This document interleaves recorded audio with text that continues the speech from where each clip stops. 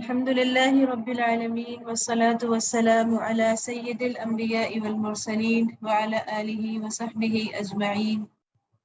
رب اشرح لي صدري ويسر لي أمري واحلل عقدة من لساني يفقهوا قولي. دورہ قرآن کے اگلے روز کا آغاز کرتے ہیں اللہ کی تعریف کے ساتھ. اپنے مقاصد کو ایک مرتبہ پھر دہرا لیں کہ اللہ کی تائید اور اس کی توفیق کے ساتھ ہم نے جن اہداف اور مقاصد کو اپنے پیش نظر رکھا ہے اس میں یہ کہ انشاءاللہ ہم قرآن کی تلاوت ساتھ ساتھ کریں گے. اس لیے آپ لوگ ضرور سلائیڈز کو اپنے سامنے کھول لیں. اور دوسرا ہمارا مقصد یہ ہے کہ ہم جو فہم کے اعتبار سے قرآن کی تقسیم ہے وہ صورتوں کی تقسیم ہے، تو ہم کم از کم اتنا فہم حاصل کر لیں کہ ہم ہر صورت کو الگ الگ اس کو پہچان لیں اور اس کا بنیادی فہم حاصل کر لیں. تیسرا ٹارگٹ ہمارا ہے کہ قرآن کے الفاظ پہ ہم غور کریں.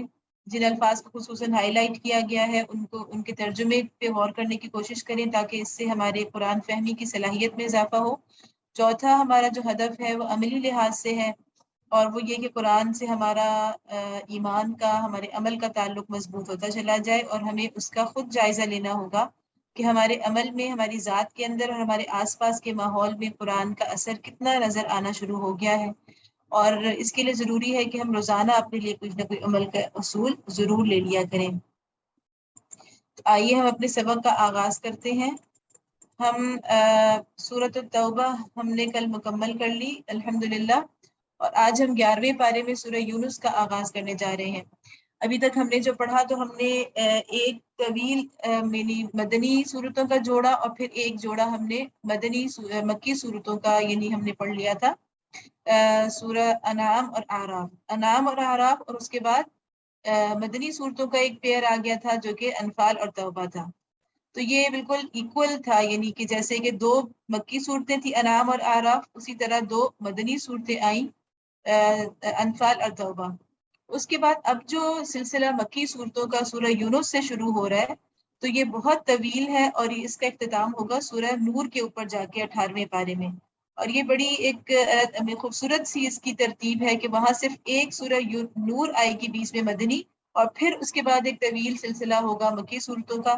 انشاءاللہ آگے ہم اس کی جو ترتیب ہے اس کے اوپر بات کرتے جائیں گے ساتھ ساتھ. تو یہاں سے وہ مکی صورتوں کا طویل سلسلہ شروع ہو رہا ہے، جس میں سب سے پہلے سورہ یونس اور سورہ ہود کو آپ کہہ سکتے ہیں کہ ان کا زمانہ نزول بھی تقریباً ایک ہے، اور کسی حد تک ان کو پڑھتے ہوئے، ان کے مضامین پہ غور کرتے ہوئے ہمیں محسوس ہوتا ہے کہ یہ ایک دوسرے کا جوڑا ہے. تو آئیے اس کا تعارف حاصل کرتے ہیں. سورۃ یونس کا یہ مکہ کے آخری دور میں ہی نازل ہوئی ہے. ہم دیکھ رہے ہیں کہ اللہ تعالیٰ نے قرآن کو بالکل شروع میں ایک تو مدنی صورتوں کو شروع میں رکھ دیا، اس کے بعد جب مکی صورتیں بھی شروع ہوتی ہیں تو وہ آخری مکی دور سے شروع ہوتی ہیں. اور جو شروع کی ابتدائی دور کی صورتیں ہیں وہ ہمیں بالکل آخر میں مصحف کے اندر ملتی ہیں. سورہ ہود جو اس کے بعد آنے والی ہے اس کا ربط انشاءاللہ ہم سورہ ہود کو شروع کرتے ہوئے زیادہ بہتر طور پر سمجھ لیں گے، لیکن یہاں پر صرف اتنا دیکھ لیجئے کہ اس صورت کے اندر یونس کے اندر کیا ہو رہا ہے کہ اس میں توحید، آخرت، رسالت پر دلائل ہے اور جہالت کے مظاہر کی نشاندہی ہے. اچھا، اس میں اصل میں سورہ یونس کے اندر ایسا ہو رہا ہے کہ پچھلی قوموں کا تذکرہ کم ہے، اور اصولی طور پر اللہ تعالیٰ جو توحید کا بیان فرما رہے ہیں اور شرک کے مختلف مظاہر کی تفصیل بتا رہے ہیں، وہ اصولی انداز سے مدلل دلائل کے ساتھ اس کو ایکسپلین کر رہے ہیں. اور ہود کے اندر کیا ہوگا، اگلی صورت کے اندر کیا ہوگا کہ وہ پچھلی قوموں کی طرف اللہ کا رخ زیادہ ہو رہا ہے، پچھلی قوموں کے قصے مین اس کا آ رہا ہے موضوع، اور انبیاء کی دعوت کے طور پہ ضمنی طور پہ اس میں توحید کا ذکر آتا ہے. تو جیسے ہم نے دیکھا تھا کہ کسی حد تک یہی والی تقسیم ہمیں انعام اور اعراف میں بھی ملی تھی کہ انعام کے اندر اللہ تعالیٰ نے اصولی طور پر عقائد کو بیان کیا تھا، دلائل کے ساتھ بیان کیا تھا، اور اعراف کے اندر کیا تھا، پچھلی قوموں کا تذکرہ تھا. تو ایک حد تک ہمیں یہی جو تقسیم ہے وہ یونس اور ہود میں بھی نظر آ رہی ہے کہ یونس کے اندر ہمیں وہ اصول مل رہے ہیں جن سے عقائد واضح ہوتے ہیں، اور ہود کے اندر ہمیں پچھلی قوموں کے تذکرے کے اندر اللہ تعالیٰ ہمیں توحید، آخرت اور خصوصاً رسالت کا بیان فرما رہے ہیں. ہم شروع کرتے ہیں اپنا آج کا سبق. اعوذ باللہ من الشیطان الرجیم، بسم اللہ الرحمن الرحیم. الف لام را تلک آیات الکتاب الحکیم. الف لام را یہ اس کتاب کی آیات ہیں جو حکمت اور دانش سے لبریز ہے. جیسا کہ میں نے آپ سے اس آغاز میں بھی ذکر کیا تھا کہ اگرچہ یہ حروف مقطعات ہیں الف لام را اور اس طرح کے جتنے بھی حروف قرآن کی صورتوں کے آغاز میں آتے ہیں، لیکن ہر جگہ آپ تقریباً دیکھیں گے کہ ان کے فوراً بعد اللہ تعالیٰ نے کسی انداز سے قرآن پاک کا ذکر کیا، مختلف انداز سے. ابھی آپ یہاں دیکھ رہے ہیں کہ الف لام را تلک آیات الکتاب الحکیم، اسی طرح آگے ہود میں آئے گا کتاب اور احکمت آیاتہ. تو ان حروف مقطعات کے فوراً بعد اللہ تعالیٰ نے ضرور قرآن پاک کا تذکرہ فرمایا ہے، جس سے ہمیں یہ اندازہ ہو سکتا ہے کہ یہ حروف ایک طرح سے قرآن کی حقانیت پر دلیل کے طور پر قرآن کے اندر آئے ہیں. أكان للناس عجبا أن أوحينا إلى رجل منهم أن أنذر الناس وبشر الذين آمنوا أن لهم قدم صدق عند ربهم قال الكافرون إن هذا لساحر مبين. کیا لوگوں کے لیے یہ ایک عجیب بات ہو گئی کہ ہم نے خود انہی میں سے ایک آدمی کو اشارہ کیا کہ غفلت میں پڑے ہوئے لوگوں کو چونکا دے. یعنی کیا ہے رجل منہم، پہلی بات یہ کہ کس بات پہ تعجب ہو رہا ہے کہ ان کے اپنے اندر سے ایک آدمی آ گیا، انہی جیسا ایک آدمی آ گیا. اور یہ دیکھ لیں کہ اس وقت مخاطبین کون ہیں؟ قریش. تو انہوں نے بھی یہی اعتراض کیا تھا کہ ہمارے ہی جیسا آدمی ہمیں سبق سکھائے گا یا ہمیں ہدایت کی باتیں بتائے گا. دوسری بات انہوں نے کیا کی تھی؟ اور جو مان لے انہیں خوشخبری دے دے کہ ان کے لیے ان کے رب کے پاس سچی عزت اور سرفرازی ہے. کیا یہی وہ بات ہے جس پر منکرین نے کہا کہ یہ شخص تو کھلا جادوگر ہے؟ اس کا مطلب ہے کہ اللہ تعالیٰ فرما رہے ہیں دوسرا اعتراض کیا تھا مشرکین کا کہ یہ تو کھلا جادو ہے. تو اس کے بعد ہمیں یہ قرآن کے اندر بار بار یہ والا اعتراض آئے گا مشرکین کا، اور یہ اس سے پہلے کی قوموں نے بھی پچھلے رسولوں کے اوپر بھی اعتراض کیا تھا، جیسے کہ نوح علیہ السلام کو بھی یہی کہا گیا تھا. تو یہاں پر اللہ تعالیٰ فرماتے ہیں کہ لساحر مبین پہ ذرا غور کر لو. یا اسی طرح موسیٰ علیہ السلام اور فرعون کے قصے میں بھی ساحروں کا جادوگروں کا طویل تذکرہ آیا تھا. تو یہاں ہر بار ہمارے لیے سوچنے کا موقع یہ ہے کہ کیا ساحر یا جادوگر اور ان کے پیروکار ایسے ہوتے ہیں؟ یعنی کیا جادوگر اس قسم کا کلام پیش کرتے ہیں؟ جادوگروں کے پاس تو جو لوگ آتے ہیں وہ تو ہم نے سلیمان علیہ السلام کے تذکرے میں پڑھا، ان کے بعد جو دور تھا تو اس میں ہم نے پڑھا کہ کس طرح سے وہ تو لوگوں کے درمیان تفریق ڈالنے کے لیے، ایک دوسرے کے اوپر ظلم کرنے کے لیے، آپس میں دشمنی اور بغض ڈالنے کے لیے جادو ٹونے کیے جاتے ہیں. تو کیا جادوگر اس طرح کے قول پیش کرتے ہیں؟ جادوگروں کی ذاتی زندگی اس طرح کی ہوتی ہے؟ یا جادوگروں کے جو پیروکار ہوتے ہیں، ان کے جو فالوورز ہوتے ہیں، کیا وہ ان کو اتنی سچائی اور امانت اور دیانت اور اثار اور قربانی اور ظلم حق کی خاطر قربانی سہنا برداشت کرنا، کیا یہ چیزیں سکھا رہے ہوتے ہیں؟ تو یہ بالکل ایک ایسی چیز تھی کہ ان کو یہ کہنا لساحر مبین، جس پہ اگر وہ خود بھی غور کر لیتے اس کی حقیقت پر تو اس کو مان نہیں سکتے تھے. ان ربکم اللہ الذی خلق السماوات والارض فی 6 ایام ثم استوى علی العرش یدبر الامر. حقیقت یہ ہے کہ تمہارا رب وہی خدا ہے جس نے آسمانوں اور زمین کو 6 دنوں میں پیدا کیا، پھر تخت حکومت پر جلوہ گر ہوا اور کائنات کا انتظام چلا رہا ہے. کوئی شفاعت ما من شفیع الا من بعد اذنہ، کوئی شفاعت سفارش کرنے والا نہیں الا یہ کہ اس کی اجازت کے بعد شفاعت کرے. ذالکم اللہ ربکم فاعبدوہ، یہی اللہ تمہارا رب ہے لہٰذا تم اسی کی عبادت کرو. افلا تذکرون، پھر کیا تم ہوش میں نہ آؤ گے؟ اب ہم دیکھ رہے ہیں کتنا واضح فرق ہے مدنی اور مکی صورتوں کے اندر. اب یہ مکی صورت ہے، اس کے اندر اللہ تعالیٰ کس طرح عقیدے کی بات کر رہے ہیں. مکی صورتوں میں ہمیں کیا مل رہا ہے؟ عقیدہ. اور اتنے مختلف انداز سے اللہ تعالیٰ ایک بات کو بار بار ہمارے ذہن نشین کرتے ہیں، دلائل لاتے ہیں، پھر اس کی حقانیت پر اللہ تعالیٰ خود اپنے کلام کی صداقت کو اس کا ایک شہادت بناتے ہیں. تو یہ ساری چیزیں جو ہے یعنی آغاز ہی کس چیز سے ہو رہا ہے کہ شرک کو چھوڑ دو، اور وہی رب ہے جس نے زمین و آسمان پیدا کیا ہے. تو اس میں دراصل انسانوں کے عقیدے کو درست کیا جا رہا ہے. الیہ مرجعکم جمیعا. اب توحید کے بعد کیا سب سے پہلے بات شروع ہوئی تھی رسالت سے، کہ کیا ان لوگوں کو رسول میں کوئی وہ ہو رہا ہے، مسئلہ ہو رہا ہے، یہ اس میں حیرت ہو رہی ہے رسول کے آنے پر. اس کے بعد دوسری آیت میں اللہ تعالیٰ نے توحید کا بیان فرمایا. اب اس آیت میں اللہ تعالیٰ آخرت کا بیان فرما رہے ہیں، اور ہم جانتے ہیں کہ یہی 3 بنیادی عقائد ہیں، توحید، رسالت اور آخرت. اسی کی طرف تم کو پلٹ کر جانا ہے. وعد اللہ حقا، یہ اللہ کا پکا وعدہ ہے. انه يبدأ الخلق ثم يعيده ليجزي الذين آمنوا وعملوا الصالحات بالقسط. بے شک پیدائش کی ابتدا وہی کرتا ہے، پھر وہی دوبارہ پیدا کرے گا، یعنی قیامت کے روز. لِيَجْزِيَ الَّذِينَ آمَنُوا وَعَمِلُوا الصَّالِحَاتِ بِالْقِسْطِ.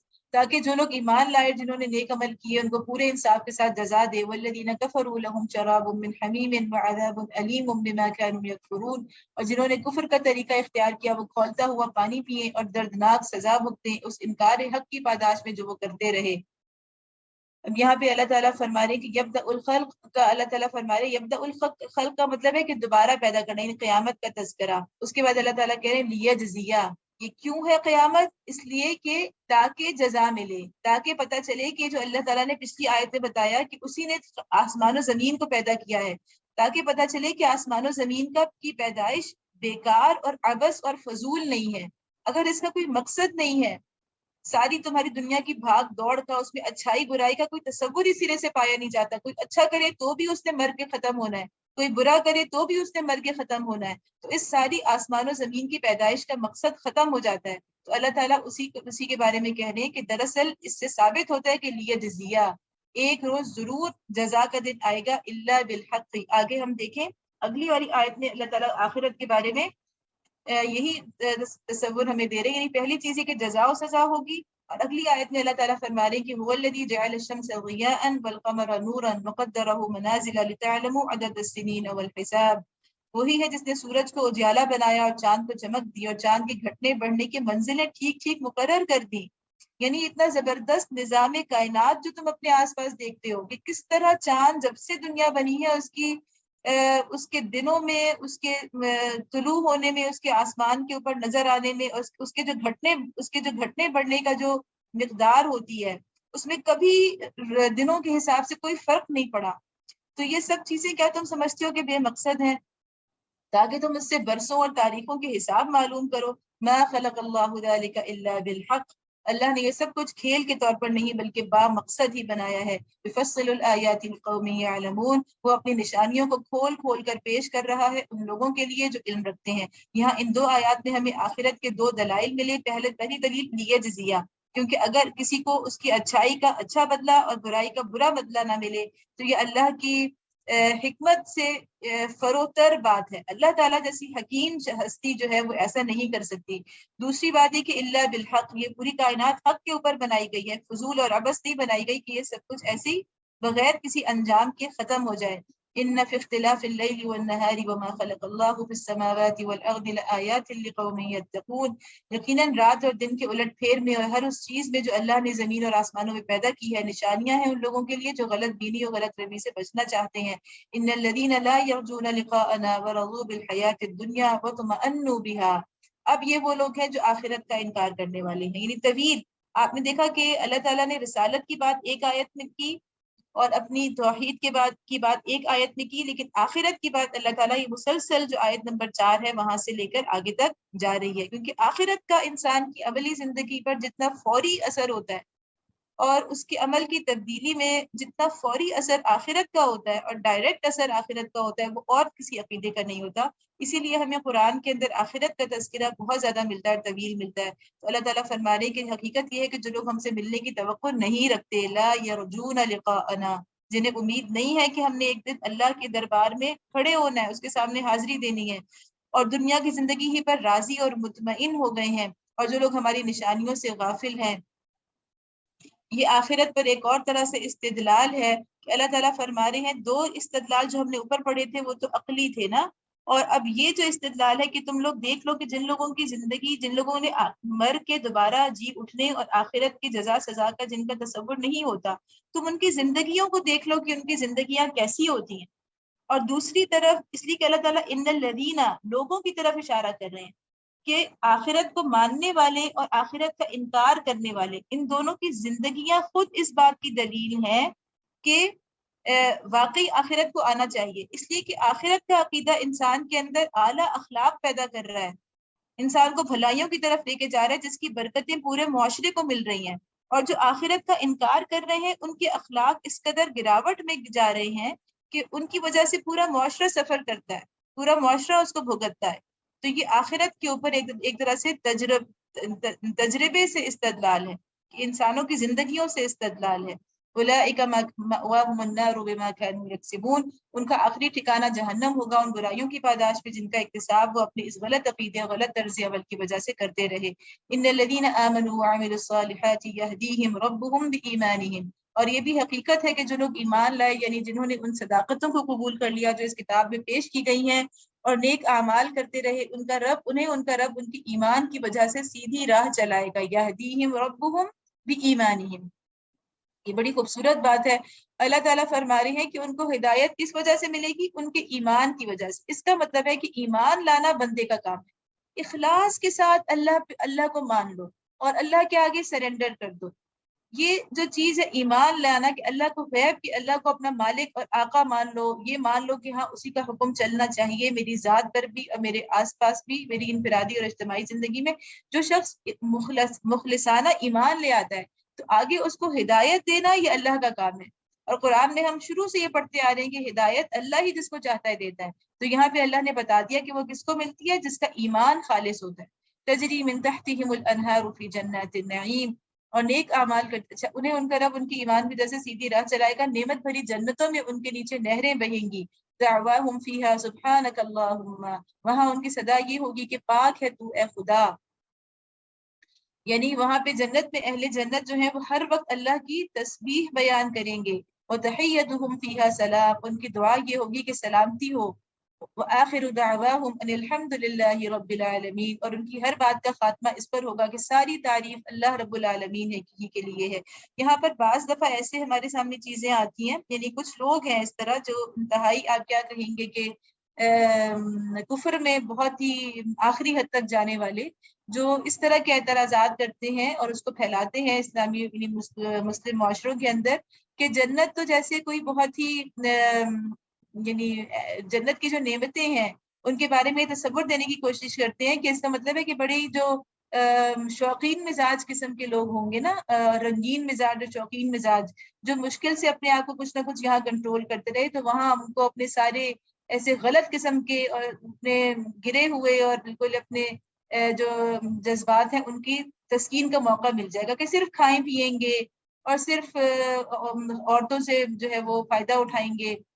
تو اللہ تعالیٰ نے یہ یہاں پہ اس بات کی تردید کی ہے اور یہ بتایا ہے کہ ان کے اخلاق وہاں بھی کس قدر اعلیٰ درجے کے ہوں گے، اور ان کی زبان، یہاں پہ ایک حدیث ہے جو ہمیں بتاتی ہے کہ صحیح مسلم کی حدیث ہے کہ اہل جنت کی زبانوں پر تسبیح و تحمید کا اس طرح الہام ہوگا جس طرح سانس الہام کیا جاتا ہے، یعنی ہمیں سانس لینے کے لیے کوئی کوشش نہیں کرنی پڑتی، اس طرح ہر سانس کے ساتھ اللہ کی تسبیح اور اللہ کی تحمید کے کلمات ان کی زبان سے ادا ہوں گے۔ یہ اہل جنت کا جو ان کے پاکیزہ اخلاق ہوں گے اور ان کی جو پاکیزہ سوچ ہوگی جنت کے اندر، اس کا ہمیں اس سے اندازہ ہوتا ہے۔ وَلَوْ يُعَجِّلُ اللَّهُ لِلنَّاسِ الشَّرَّ اسْتِعْجَالَهُم بِالْخَيْرِ لَقُضِيَ إِلَيْهِمْ أَجَلُهُم، اگر کہیں اللہ لوگوں کے ساتھ برا معاملہ کرنے میں بھی اتنی ہی جلدی کرتا جتنی وہ دنیا کی بھلائی مانگنے میں جلدی کرتے ہیں، تو ان کی مہلت عمل کبھی کی ختم کر دی گئی ہوتی۔ لَقُضِيَ إِلَيْهِمْ أَجَلُهُم، یہاں پر یہ بات ہے کہ آپ کو اس وقت جو مکہ کے اندر ایک بدترین قحط آیا ہوا تھا اور نبی صلی اللہ علیہ وسلم نے اس سے مشرکین نے کہا کہ آپ دعا فرمائیے قحط ٹل جائے، اور نبی صلی اللہ علیہ وسلم نے دعا کی، پھر وہ قحط ٹل گیا۔ تو اللہ تعالیٰ فرما رہے ہیں کہ جتنا جلدی تمہاری یہ والی دعائیں قبول ہو جاتی ہیں، کہ یہاں تم نے دعا کی کہ اللہ مصیبت ٹل جائے تو مصیبت ٹل گئی، جتنی جلدی اللہ خیر کی دعا قبول کرتا ہے، اگر اللہ تعالیٰ اتنی جلدی تمہارے لیے شر کی دعائیں بھی قبول کر لیتا اور تم بار بار کہہ رہے ہو کہ لے آؤ عذاب لے آؤ عذاب، تو کب کا تم پر عذاب چسپاں ہو چکا ہوتا۔ فَنَذَرُ الَّذِينَ لَا يَرْجُونَ لِقَاءَنَا فِي طُغْيَانِهِمْ يَعْمَهُونَ، لیکن اللہ تعالیٰ تو ایک مدت عمل اس نے مقرر کی ہے، اس سے پہلے اپنا عذاب نہیں لے کر آتا، اس لیے ہم ان لوگوں کو جو ہم سے ملنے کی توقع نہیں رکھتے ان کی سرکشی میں بھٹکنے کے لیے چھوڑ دیتے ہیں، یعنی ایک مدت عمل تک۔ یہاں پر ایک اور حدیث ہے جو یہ بات ہے نا کہ شر کی دعا ہمیں نہیں مانگنی چاہیے، اس سے ہٹ کر عمومی طور پر بھی ہمیں یہ آداب سکھائے گئے ہیں کہ شر کی دعا نہیں مانگا کرو۔ صحیح مسلم کی حدیث ہے کہ تو نبی صلی اللہ علیہ وسلم نے فرمایا ہے کہ تم اپنے لیے، اپنی اولاد کے لیے اور اپنے مال اور ماتحتوں کے لیے بد دعائیں مت کیا کرو، کہیں ایسا نہ ہو کہ تمہاری بد دعائیں اس گھڑی کو پالیں جس میں اللہ کی طرف سے دعائیں قبول کی جاتی ہیں، بس وہ تمہاری بد دعائیں قبول فرما لے۔ اگرچہ اللہ تعالیٰ شر کی دعا کو جلدی قبول نہیں فرماتا، لیکن پھر بھی ایسا ہو سکتا ہے کہ ہماری کوئی ایسی بد دعا وہ گھڑی اس گھڑی میں ہم مانگ لیں جو قبولیت کی ہو۔ تو اس سے بچنا بہت ضروری ہے. وَإِذَا مَسَّ الْإِنسَانَ الضُّرُّ دَعَانَا لِجَنبِهِ أَوْ قَاعِدًا أَوْ قَائِمًا. انسان کا حال یہ ہے کہ جب اس پر کوئی سخت وقت آتا ہے تو کھڑے اور بیٹھے اور لیٹے ہم کو پکارتا ہے. فَلَمَّا كَشَفْنَا عَنْهُ ضُرَّهُ مَرَّ كَأَن لَّمْ يَدْعُنَا إِلَىٰ ضُرٍّ مَسَّهُ كَذَٰلِكَ زُيِّنَ لِلْمُسْرِفِينَ مَا كَانُوا يَعْمَلُونَ. مگر جب ہم اس کی مصیبت ٹال دیتے ہیں تو ایسا چل نکلتا ہے کہ گویا اس نے کبھی اپنے کسی برے وقت پر ہم کو پکارا ہی نہ تھا. اس طرح حد سے گزر جانے والوں کے لیے ان کے کرتوت خوشنما بنا دیے گئے ہیں. یعنی یہ انسان کے اندر اللہ نے توحید کی ایک دلیل رکھ دی ہے کہ وہ ہمیشہ اللہ کو ہی پکارتا ہے مشکل وقت کے اندر. جیسا کہ اس سے پہلے ابو جہل کے بیٹے اکرمہ کا واقعہ میں نے ذکر کیا. وَلَقَدْ أَهْلَكْنَا الْقُرُونَ مِنْ قَبْلِكُمْ لَمَّا ظَلَمُوا. لوگوں تم سے پہلے کی قوموں کو جب اپنے اپنے زمانے میں برسر عروج تھیں ہم نے ہلاک کر دیا جب انہوں نے ظلم کی روش اختیار کی. وَجَاءَتْهُمْ رُسُلُهُمْ بِالْبَيِّنَاتِ وَمَا كَانُوا لِيُؤْمِنُوا. اور ان کے رسول ان کے پاس کھلی کھلی نشانیاں لے کر آئے اور انہوں نے ایمان لا کر ہی نہ دیا. كَذَلِكَ نَجْزِي الْقَوْمَ الْمُجْرِمِينَ. اس طرح ہم مجرموں کو ان کے جرائم کا بدلہ دیا کرتے ہیں. اب یہاں پہ دیکھیں اللہ تعالیٰ ایک طرح سے قریش کو کیا بات سمجھا رہے ہیں کہ جب بھی پچھلے قوموں کے اوپر بھی رسول آئے ہیں تو ان کی مدت پوری ہونے پر ان پر عذاب آیا ہے تو تم کوئی خاص نہیں ہو. یہاں جو بار بار عذاب کی باتیں آتی ہیں یہ اکثر مکی صورتوں کے آخر میں. ثم جعلناكم خلائف في الارض من بعدهم لننظر كيف تعملون. اب ان کے بعد ہم نے تم کو زمین میں ان کی جگہ دی ہے تاکہ دیکھیں تم کیسے عمل کرتے ہو. وَإِذَا تُتْلَى عَلَيْهِمْ آيَاتُنَا بَيِّنَاتٍ قَالَ الَّذِينَ لَا يَرْجُونَ لِقَاءَنَا ائْتِ بِقُرْآنٍ هَٰذَا أَوْ بَدِّلْهُ. جب انہیں ہماری صاف صاف باتیں سنائی جاتی ہیں تو وہ لوگ جو ہم سے ملنے کی توقع نہیں رکھتے یعنی آخرت کا انکار کرتے ہیں کہتے ہیں کہ اس کے بجائے کوئی اور قرآن لاؤ یا اس میں کچھ ترمیم کر لو یعنی او بدل ہو. اگر یہی قرآن لاتے ہو تو اس میں کچھ ہماری اس دین میں کچھ گنجائش ہمارے عقیدے اور ہماری خواہشات کے لیے رہنے دو. تھوڑا سا اس میں کچھ چینج کر لو. یعنی اتنا بھی سخت دین ہمیں نہ دو کہ ہر معاملے میں زندگی کے تمام دائروں میں تم کہتے ہو کہ ہم نے اللہ کی اطاعت کرنی ہے اور رسول کی پیروی کرنی ہے. تو یہ اس میں تھوڑی سی گنجائش نکال دو. کچھ گنجائش ہماری خواہشات کے لیے بھی اور ہمارے رسم و رواج کے لیے بھی دے دو. قُلْ مَا يَكُونُ لِي أَنْ أُبَدِّلَهُ مِنْ تِلْقَاءِ نَفْسِي. اے محمد صلی اللہ علیہ وسلم ان سے کہو میرا یہ کام نہیں ہے کہ اپنی طرف سے اس میں کوئی تغیر اور تبدل کر لوں. ان اتبع الا ما یوحى الی. میں تو بس اس وحی کا پیرو ہوں جو میرے پاس بھیجی جاتی ہے. انی اخاف ان عصیت ربی عذاب یوم عظیم. اگر میں اپنے رب کی نافرمانی کروں تو مجھے ایک بڑے ہولناک دن کے عذاب کا ڈر ہے. یعنی اس سے پتہ چلتا ہے کہ اللہ کا عدل کتنا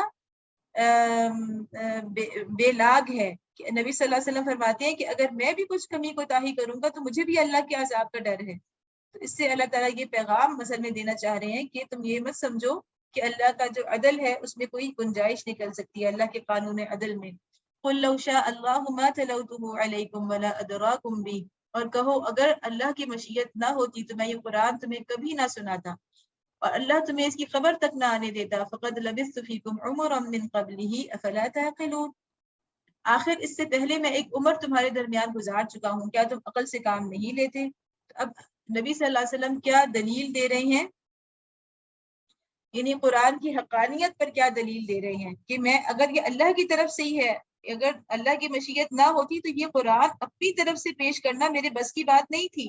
تو قرآن کے من جانب اللہ ہونے پر اللہ کی طرف سے وحی ہونے پر نبی صلی اللہ علیہ وسلم کیا دلیل دیتے ہیں. فقد لبثت فیکم عمرا من قبلہ کہ میں تو ایک عمر تمہارے درمیان گزار چکا ہوں. میں کہیں باہر سے آیا ہوا بندہ تو نہیں ہوں. میں تمہارے اپنے خاندان اپنے قبیلے کا آدمی ہوں. یہی پیدا ہوا ہوں یہی 40 سال تک تمہارے درمیان بڑا ہوا ہوں. تو اس کا مطلب یہ ہے کہ کردار کی گواہی دو نمایاں پہلوؤں سے دی نبی صلی اللہ علیہ وسلم نے. ایک تو یہ کہ اخلاقی ساتھ تم خود جانتے ہو کہ تم صادق اور امین پورے مکہ میں سے صرف ایک شخص کو کہتے ہو.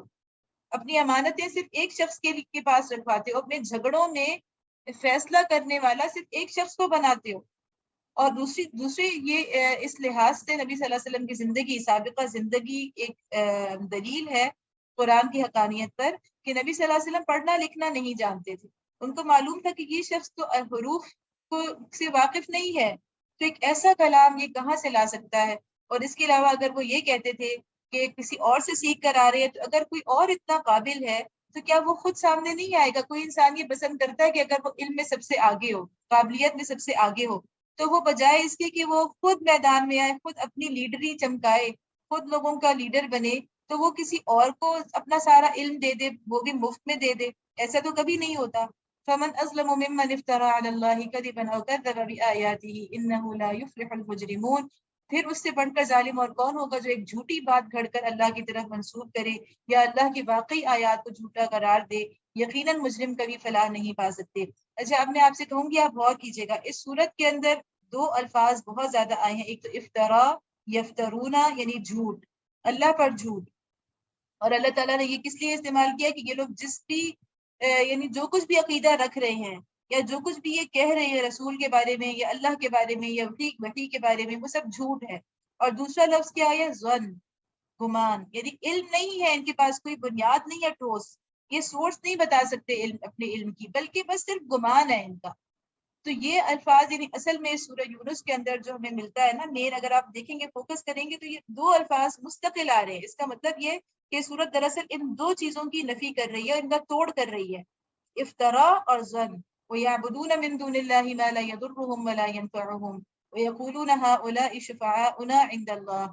یہ لوگ اللہ کے سوا ان کی پرستش کر رہے ہیں جو ان کو نہ نقصان پہنچا سکتے ہیں نہ نفع، اور کہتے یہ ہیں کہ یہ اللہ کے ہاں ہمارے سفارشی ہیں. یعنی کیوں کسی دیوتی دیوتا کو کیوں پوجا کرتے ہیں، کیوں اس کے آگے نظر و نیاز رکھتے ہیں؟ انسان کا یہی تصور ہوتا ہے کہ یہ ہمیں کسی بڑی آفت سے یعنی آسمانی آفتوں سے جہاں ہم بے بس ہو جائیں گے تو وہاں ہماری یہ خدا جو ہے جن کی پہنچ بہت دور تک ہے، لوگ اسی لیے خداؤں کا تصور یعنی جو شریک بناتے ہیں وہ اسی لیے بناتے ہیں. اے محمد صلی اللہ علیہ وسلم ان سے کہو قل اتنبئون اللہ بما لا يعلم في السماوات ولا في الارض سبحانه وتعالى عما يشركون. کیا تم اللہ کو اس بات کی خبر دیتے ہو جسے وہ نہ آسمانوں میں جانتا ہے نہ زمین میں؟ پاک ہے وہ اور بالا و برتر ہے اس شرک سے جو یہ لوگ کرتے ہیں. وما كان الناس الا امة واحدة فاختلفوا. ابتداء سارے انسان ایک ہی امت تھے. قرآن میں یہ والا تصور بھی بار بار آیا ہے، سورۃ البقرہ سے یہ چل رہا ہے. وہاں بھی اللہ نے فرمایا تھا کہ كان الناس امة واحدة.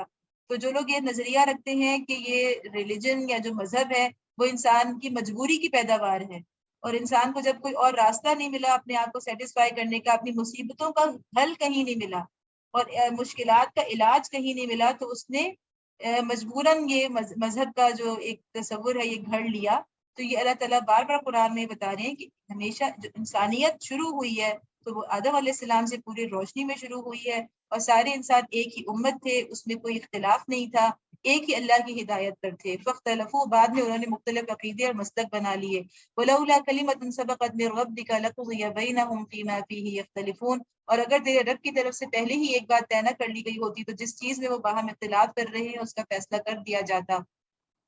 وَيَقُولُونَ لَوْلَا أُنزِلَ، یعنی وہ اللہ کی طرف سے کیا چیز تھی؟ وہ یہی تھی کہ اللہ نے انسان کو اختیار اور آزادی دینی تھی. اللہ تعالیٰ نے زبردستی انسانوں کو ہدایت کے رستے پہ نہیں چلانا تھا. یہ مضمون بھی قرآن میں ساری مکی صورتوں میں آ رہا ہے. وَيَقُولُونَ لَوْلَا أُنزِلَ عَلَيْهِ آيَةٌ مِّن رَّبِّهِ، اور یہ جو وہ کہتے ہیں کہ اس نبی صلی اللہ علیہ وسلم پر اس کے رب کی طرف سے کوئی نشانی کیوں نہ اتاری گئی. فَقُلْ إِنَّمَا الْغَيْبُ لِلَّهِ فَانتَظِرُوا، تو ان سے کہو غیب کا مالک و مختار تو اللہ ہی ہے. کتنا کلیئر ہمارا عقیدہ ہے کہ رسول کو رسول کا درجہ دو، اللہ کو اللہ کا درجہ دو اللہ کی صفات میں چاہے وہ کتنا بلند ترین انسان ہی کیوں نہ ہو، اللہ کی صفات میں اس کو شریک نہ کرو.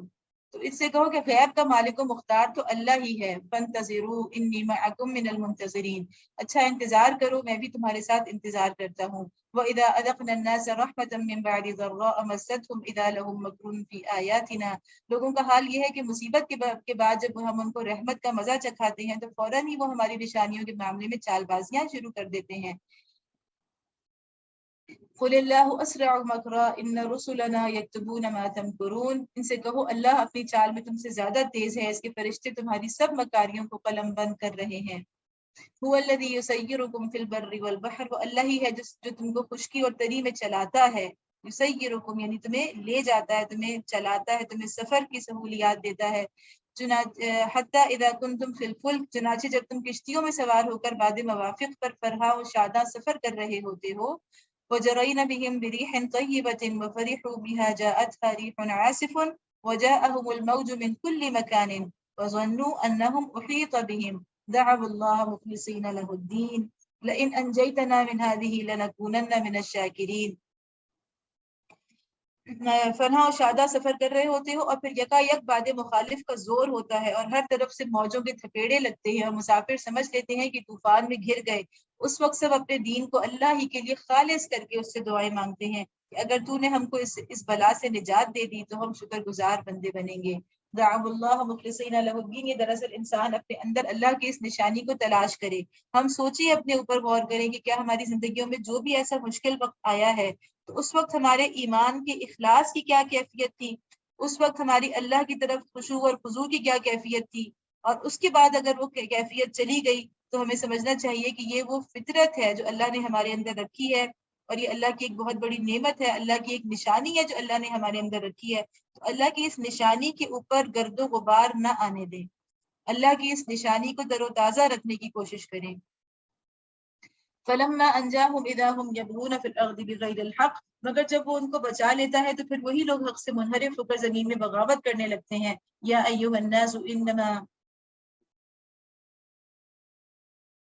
يا أيها الناس إنما بغيكم على أنفسكم متاع الحياة الدنيا ثم إلينا مرجعكم فننبئكم بما كنتم تعملون. مگر جب وہ بغاوت کرنے لگتے ہیں، لوگوں تمہاری یہ بغاوت الٹی تمہاری ہی خلاف پڑ رہی ہے، دنیا کے چند روزہ مزے ہیں، لوٹ لو، پھر ہماری طرف تمہیں پلٹ کر آنا ہے، اس وقت ہم تمہیں بتا دیں گے کہ تم کیا کچھ کرتے رہے ہو.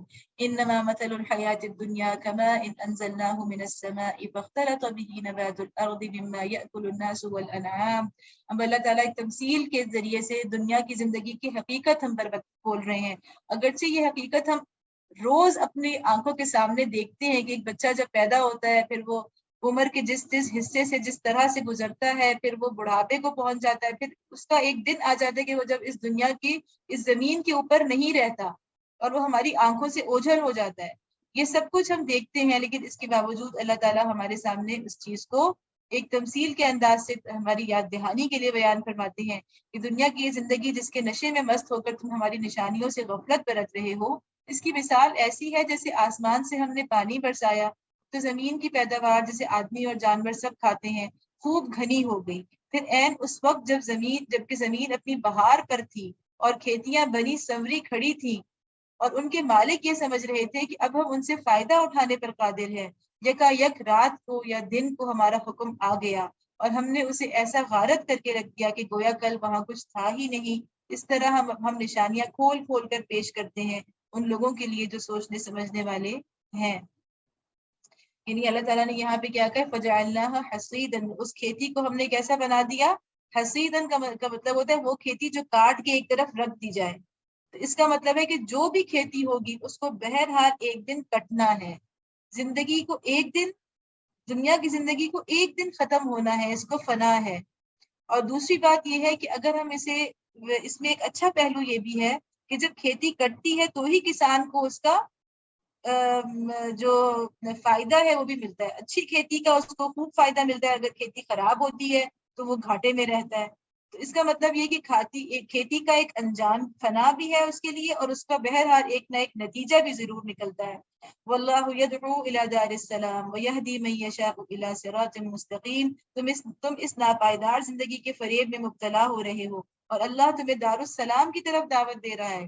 ہدایت اس کی اختیار میں ہے، جس کو وہ چاہتا ہے سیدھا راستہ دکھا دیتا ہے.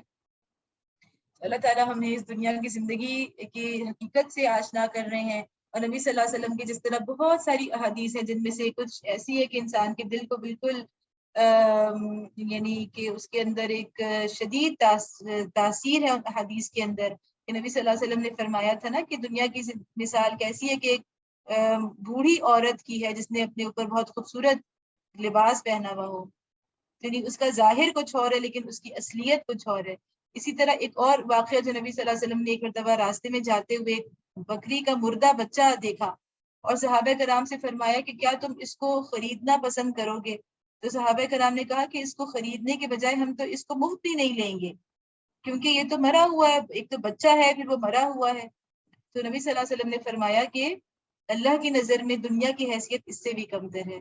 تو ہم ضرور سوچیں کہ یہ ساری صورتیں مکی صورتیں جو ہے دراصل ہمیں توحید کی، آخرت کی اور رسولوں پر ایمان میں پختگی کی دعوت دے رہی ہیں. تو ہم ضرور ان صورتوں کو پڑھتے ہوئے اپنے ایمان کا جائزہ لیں، اور خصوصاً فکر آخرت، کیونکہ فکر آخرت وہ چیز ہے جو براہ راست ہماری زندگی پہ آج ہی اثر ڈال سکتی ہے.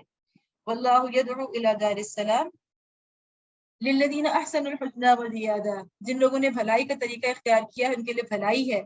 वला यरहक़ु वुजूहहुम क़तरुन वला दिल्ला, और मजीद फजल उनके चेहरों मजीद फजल अच्छा वला यरहक़ु वुजूहहुम क़तरुन वला ज़िल्ला, उनके चेहरों पर रूसियाही और जिल्लत ना छाएगी। उलाइका अस्हाबुल जन्नह हुम फ़ीहा ख़ालिदून, वो जन्नत के मुस्तहिक हैं जहाँ वो हमेशा रहेंगे।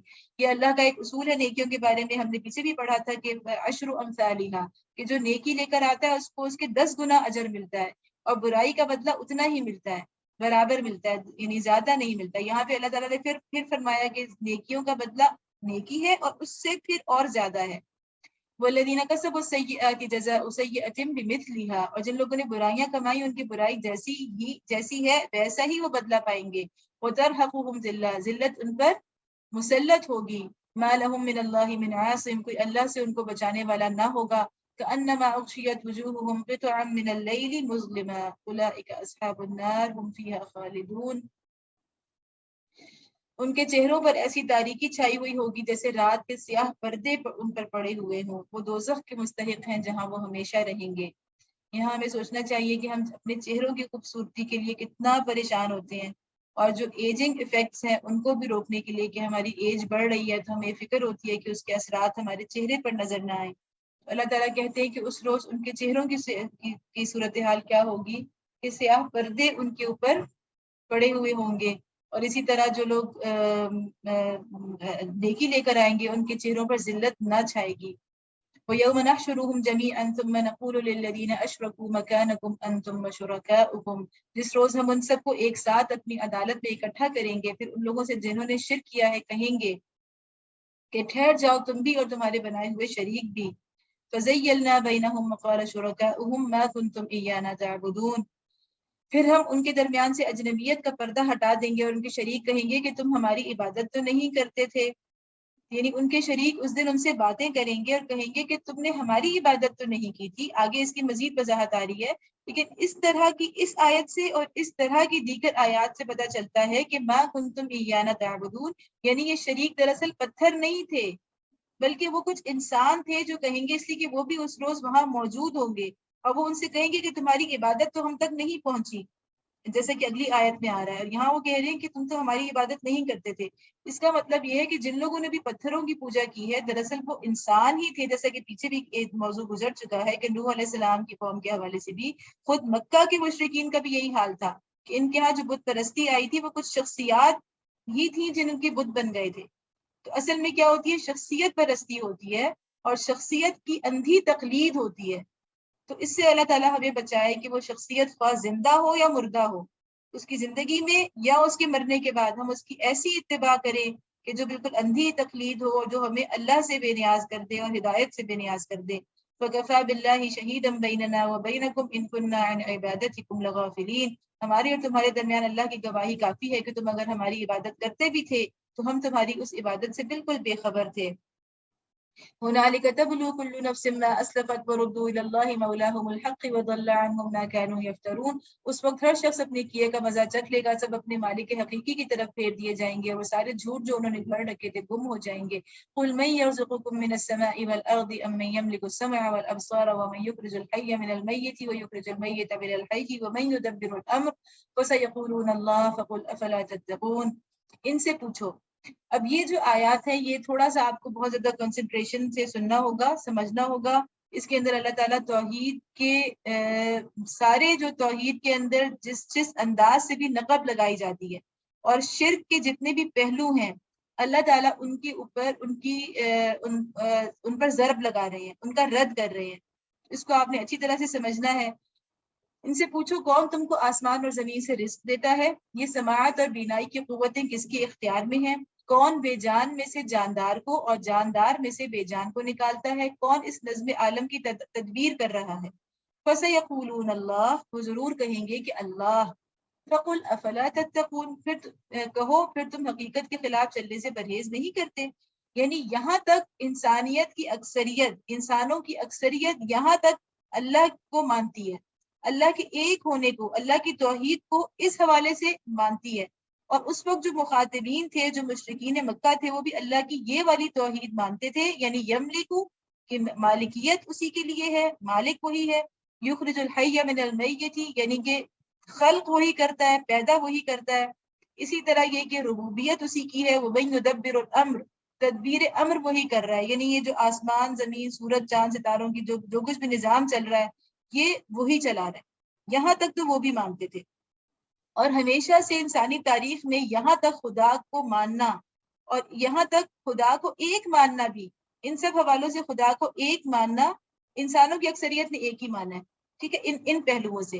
اور جنہوں نے ان پہلوؤں سے بھی خدا کا انکار کیا، انہوں نے پھر خدا کا ٹوٹلی یعنی کلی انکار کیا، سرے سے وہ کہتے ہیں کہ خدا ہے ہی نہیں.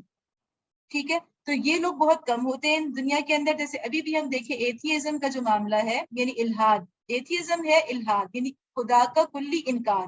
تو وہ دنیا میں اس وقت بھی اگر ہم دیکھیں تو بے شک ہم کہتے ہیں کہ بہت بڑھ رہا ہے، لیکن اگر آپ انسانوں کے اس کے حوالے سے دیکھیں، تناسب کے ریشو کے اعتبار سے دیکھیں تو وہ محدود ہے. زیادہ لوگ خدا کو ماننے والے دنیا میں ہوتے ہیں. تو وہ جو مانتے ہیں، اسی لیے اللہ تعالیٰ کہہ رہے ہیں، وہ کہیں گے فَسَيَقُولُونَ اللَّهُ، وہ کہیں گے کہ ہاں یہ سب کچھ تو اللہ ہی کرتا ہے. یہاں تک اللہ کو مانتے ہیں. اب آگے آئیں کہ کہاں سے مسئلہ شروع ہوتا ہے. فَذَلِكُمُ اللَّهُ رَبُّكُمُ الْحَقُّ، اب اللہ تعالیٰ کہہ رہے ہیں کہ تب تو یہی اللہ تمہارا حقیقی رب ہے، یعنی آگے والی آیات میں کہ پھر اسی اللہ کو تم باقی معاملات میں بھی رب مانو. فَمَاذَا بَعْدَ الْحَقِّ إِلَّا الضَّلَالُ، پھر حق کے بعد گمراہی کے سوا اور کیا باقی رہ گیا. یعنی اگر اس اللہ کو جس میں تم یہ صفات مانتے ہو، اگر تم اس میں باقی چیزیں نہیں مانو گے تو وہ یقیناً تم گمراہی پر ہوگے. فَأَنَّىٰ تُصْرَفُونَ، آخر یہ تم کدھر پھرائے جا رہے ہو. كَذَلِكَ حَقَّتْ كَلِمَةُ رَبِّكَ عَلَى الَّذِينَ فَسَقُوا أَنَّهُمْ لَا يُؤْمِنُونَ. اے نبی صلی اللہ علیہ وسلم دیکھو، اس طرح نافرمانی اختیار کرنے والوں پر تمہارے رب کی بات صادق آ گئی کہ وہ مان کر نہ دیں گے. قُلْ هَلْ مِنْ شُرَكَائِكُمْ مَن يَبْدَأُ الْخَلْقَ ثُمَّ يُعِيدُهُ قُلِ اللَّهُ، ان سے پوچھو تمہارے ٹھہرائے ہوئے شریکوں میں کوئی ہے جو تخلیق کی ابتدا بھی کرتا ہو اور پھر اس کا اعادہ بھی کرے؟ کہو وہ صرف اللہ ہے.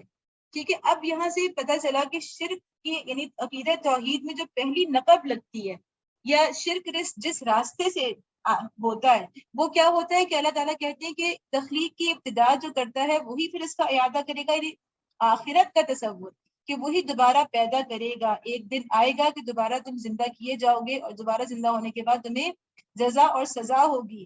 تو یہ جو انکار آخرت ہے یہ دراصل توحید کے میں پہلا شرک ہے، یا شرک کا ایک پہلو ہے اور توحید کے عقیدے میں پہلی نقب ہے. دراصل اس میں نقب لگانا ہے. اور اس کو آج کل کی زبان میں اسے کیا کہا جاتا ہے؟ انکار آخرت کو. جب آپ آخرت چھوڑ دیتے ہیں کہ جو کچھ ہے بس یہ دنیا کی زندگی ہے، جو کچھ کرنا ہے، جتنے مزے اٹھانے ہیں، جتنے فائدے لینے ہیں اس دنیا میں لے لو، چاہے جائز راستے سے لو یا ناجائز راستے سے، اس لیے کہ اس کے بعد کچھ نہیں ہونے والا. ٹھیک ہے، تو اس کو کہا جاتا ہے مٹیریلزم. تو اس وقت ہم دیکھیں کہ یہ کوئی نئے تصورات نہیں ہیں، یہ کوئی ہم یہ سمجھے کہ یہ 18ویں یا 19ویں صدی کے تصورات نہیں ہیں، یہ اس وقت کے تصورات بھی ہیں. اور یہاں پہ اللہ تعالیٰ کہہ رہے ہیں کہ وہ نہیں، اوپر کیا تھا فَسَيَقُولُونَ اللَّهُ، وہ خود کہیں گے کہ اللہ، لیکن یہاں پہ کہا کہ آپ کہہ دیجئے کہ اللہ، یعنی وہ نہیں کہہ رہے. مشرکین مکہ بھی آخرت کا انکار کرتے تھے، اور آج بھی جو شرک کے اندر شرک کا پہلا راستہ ہے، توحید میں جو پہلی نقب ہے، خواہ وہ ان لوگوں کے اندر ہو جو کہ یعنی ہر طبقے کے اندر جو کہ اپنے آپ کو اہل کتاب کہتے ہیں، یعنی نصارہ یا یہود ہیں، اور وہ کہتے ہیں کہ وہ خدا کو، وہ بھی توحید کے قائل ہے بظاہر. اگر آپ ان کی ڈیفینیشن دیکھیں ان کے ریلیجن کی تو وہ توحیدی مذاہب ہے، لیکن شرک کہاں سے آیا ہے؟ مٹیریلزم کے راستے سے شرک آیا ہے. اور خواہ وہ آج کی امت مسلمہ ہو کہ وہ اللہ کی توحید کو ویسے تو مان رہی ہے اصولی طور پر، لیکن عملی لحاظ سے اس کی جو زندگی ہے مٹیریلزم کے اندر ڈوبی ہوئی ہے. اور ان کا دین ایمان کیا ہے؟ دنیا اور دنیا کے فائدے. وہی کام کرو جس سے آپ کو فوری نقد فائدہ مل رہا ہے، اسی راستے پر چلو جس پہ دنیا جا رہی ہے.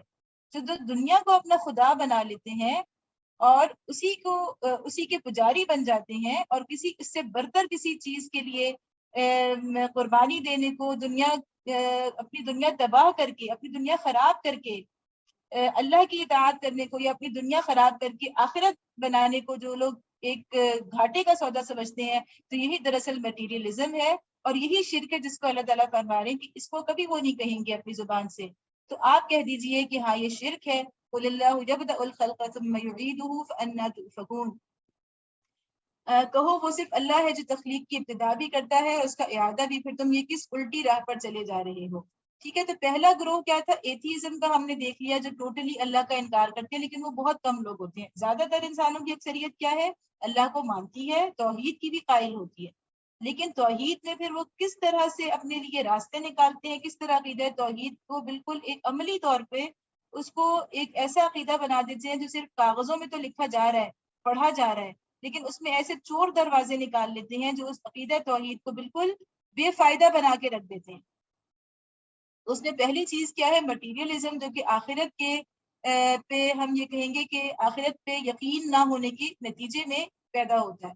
قُلْ هَلْ مِن شُرَكَائِكُم مَّن يَهْدِي إِلَى الْحَقِّ، ان سے پوچھو تمہارے ٹھہرائے ہوئے شریکوں میں کوئی ایسا بھی ہے جو حق کی طرف رہنمائی کرتا ہو؟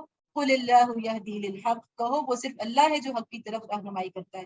یہاں پہ شرک کا دوسرا راستہ، شرک کا دوسرا راستہ کیا ہے؟ کہ وہی لوگ جو اللہ کو مالک مانتے ہیں، اللہ کو خالق مانتے ہیں، اللہ کو رب مانتے ہیں، اور اللہ کو مانتے ہیں کہ وہی آسمان و زمین کا نظام چلا رہا ہے، لیکن کیا کہتے ہیں کہ دنیا کے ہی فائدے، دنیا ہی اصل چیز ہے ان کی نظروں میں، دنیا کی قیمت پر، دنیا کے فائدے کی قیمت پر وہ کوئی بھی جو ہے وہ اپنی آخرت نہیں بنانا چاہتے، بس دنیا ہی ان کی نظروں میں ہے.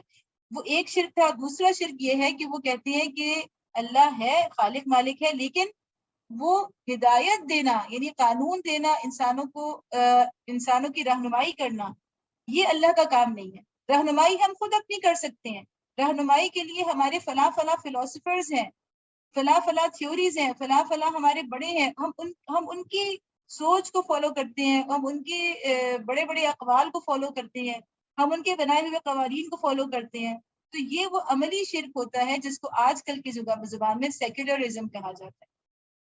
سیکولرزم ایتھیزم نہیں ہے، ٹھیک ہے، یعنی وہ تو کیا ہے، وہ ٹوٹلی اللہ کا انکار ہے. لیکن سیکولرزم یہ ہے، سیکولرزم کا مطلب یہ ہوتا ہے کہ اللہ کو مانو، لیکن اللہ کی اطاعت کا دائرہ صرف اپنی پرائیویٹ لائف تک مانو، کہ میری ذاتی جو نجی زندگی ہے، پرائیویٹ لائف ہے، اس کے محدود سے دائرے میں اللہ کے آگے میں نے جھکنا ہے، اس کے آگے نماز اور کچھ ایسے مراسم عبودیت میں نے ادا کرنے ہیں.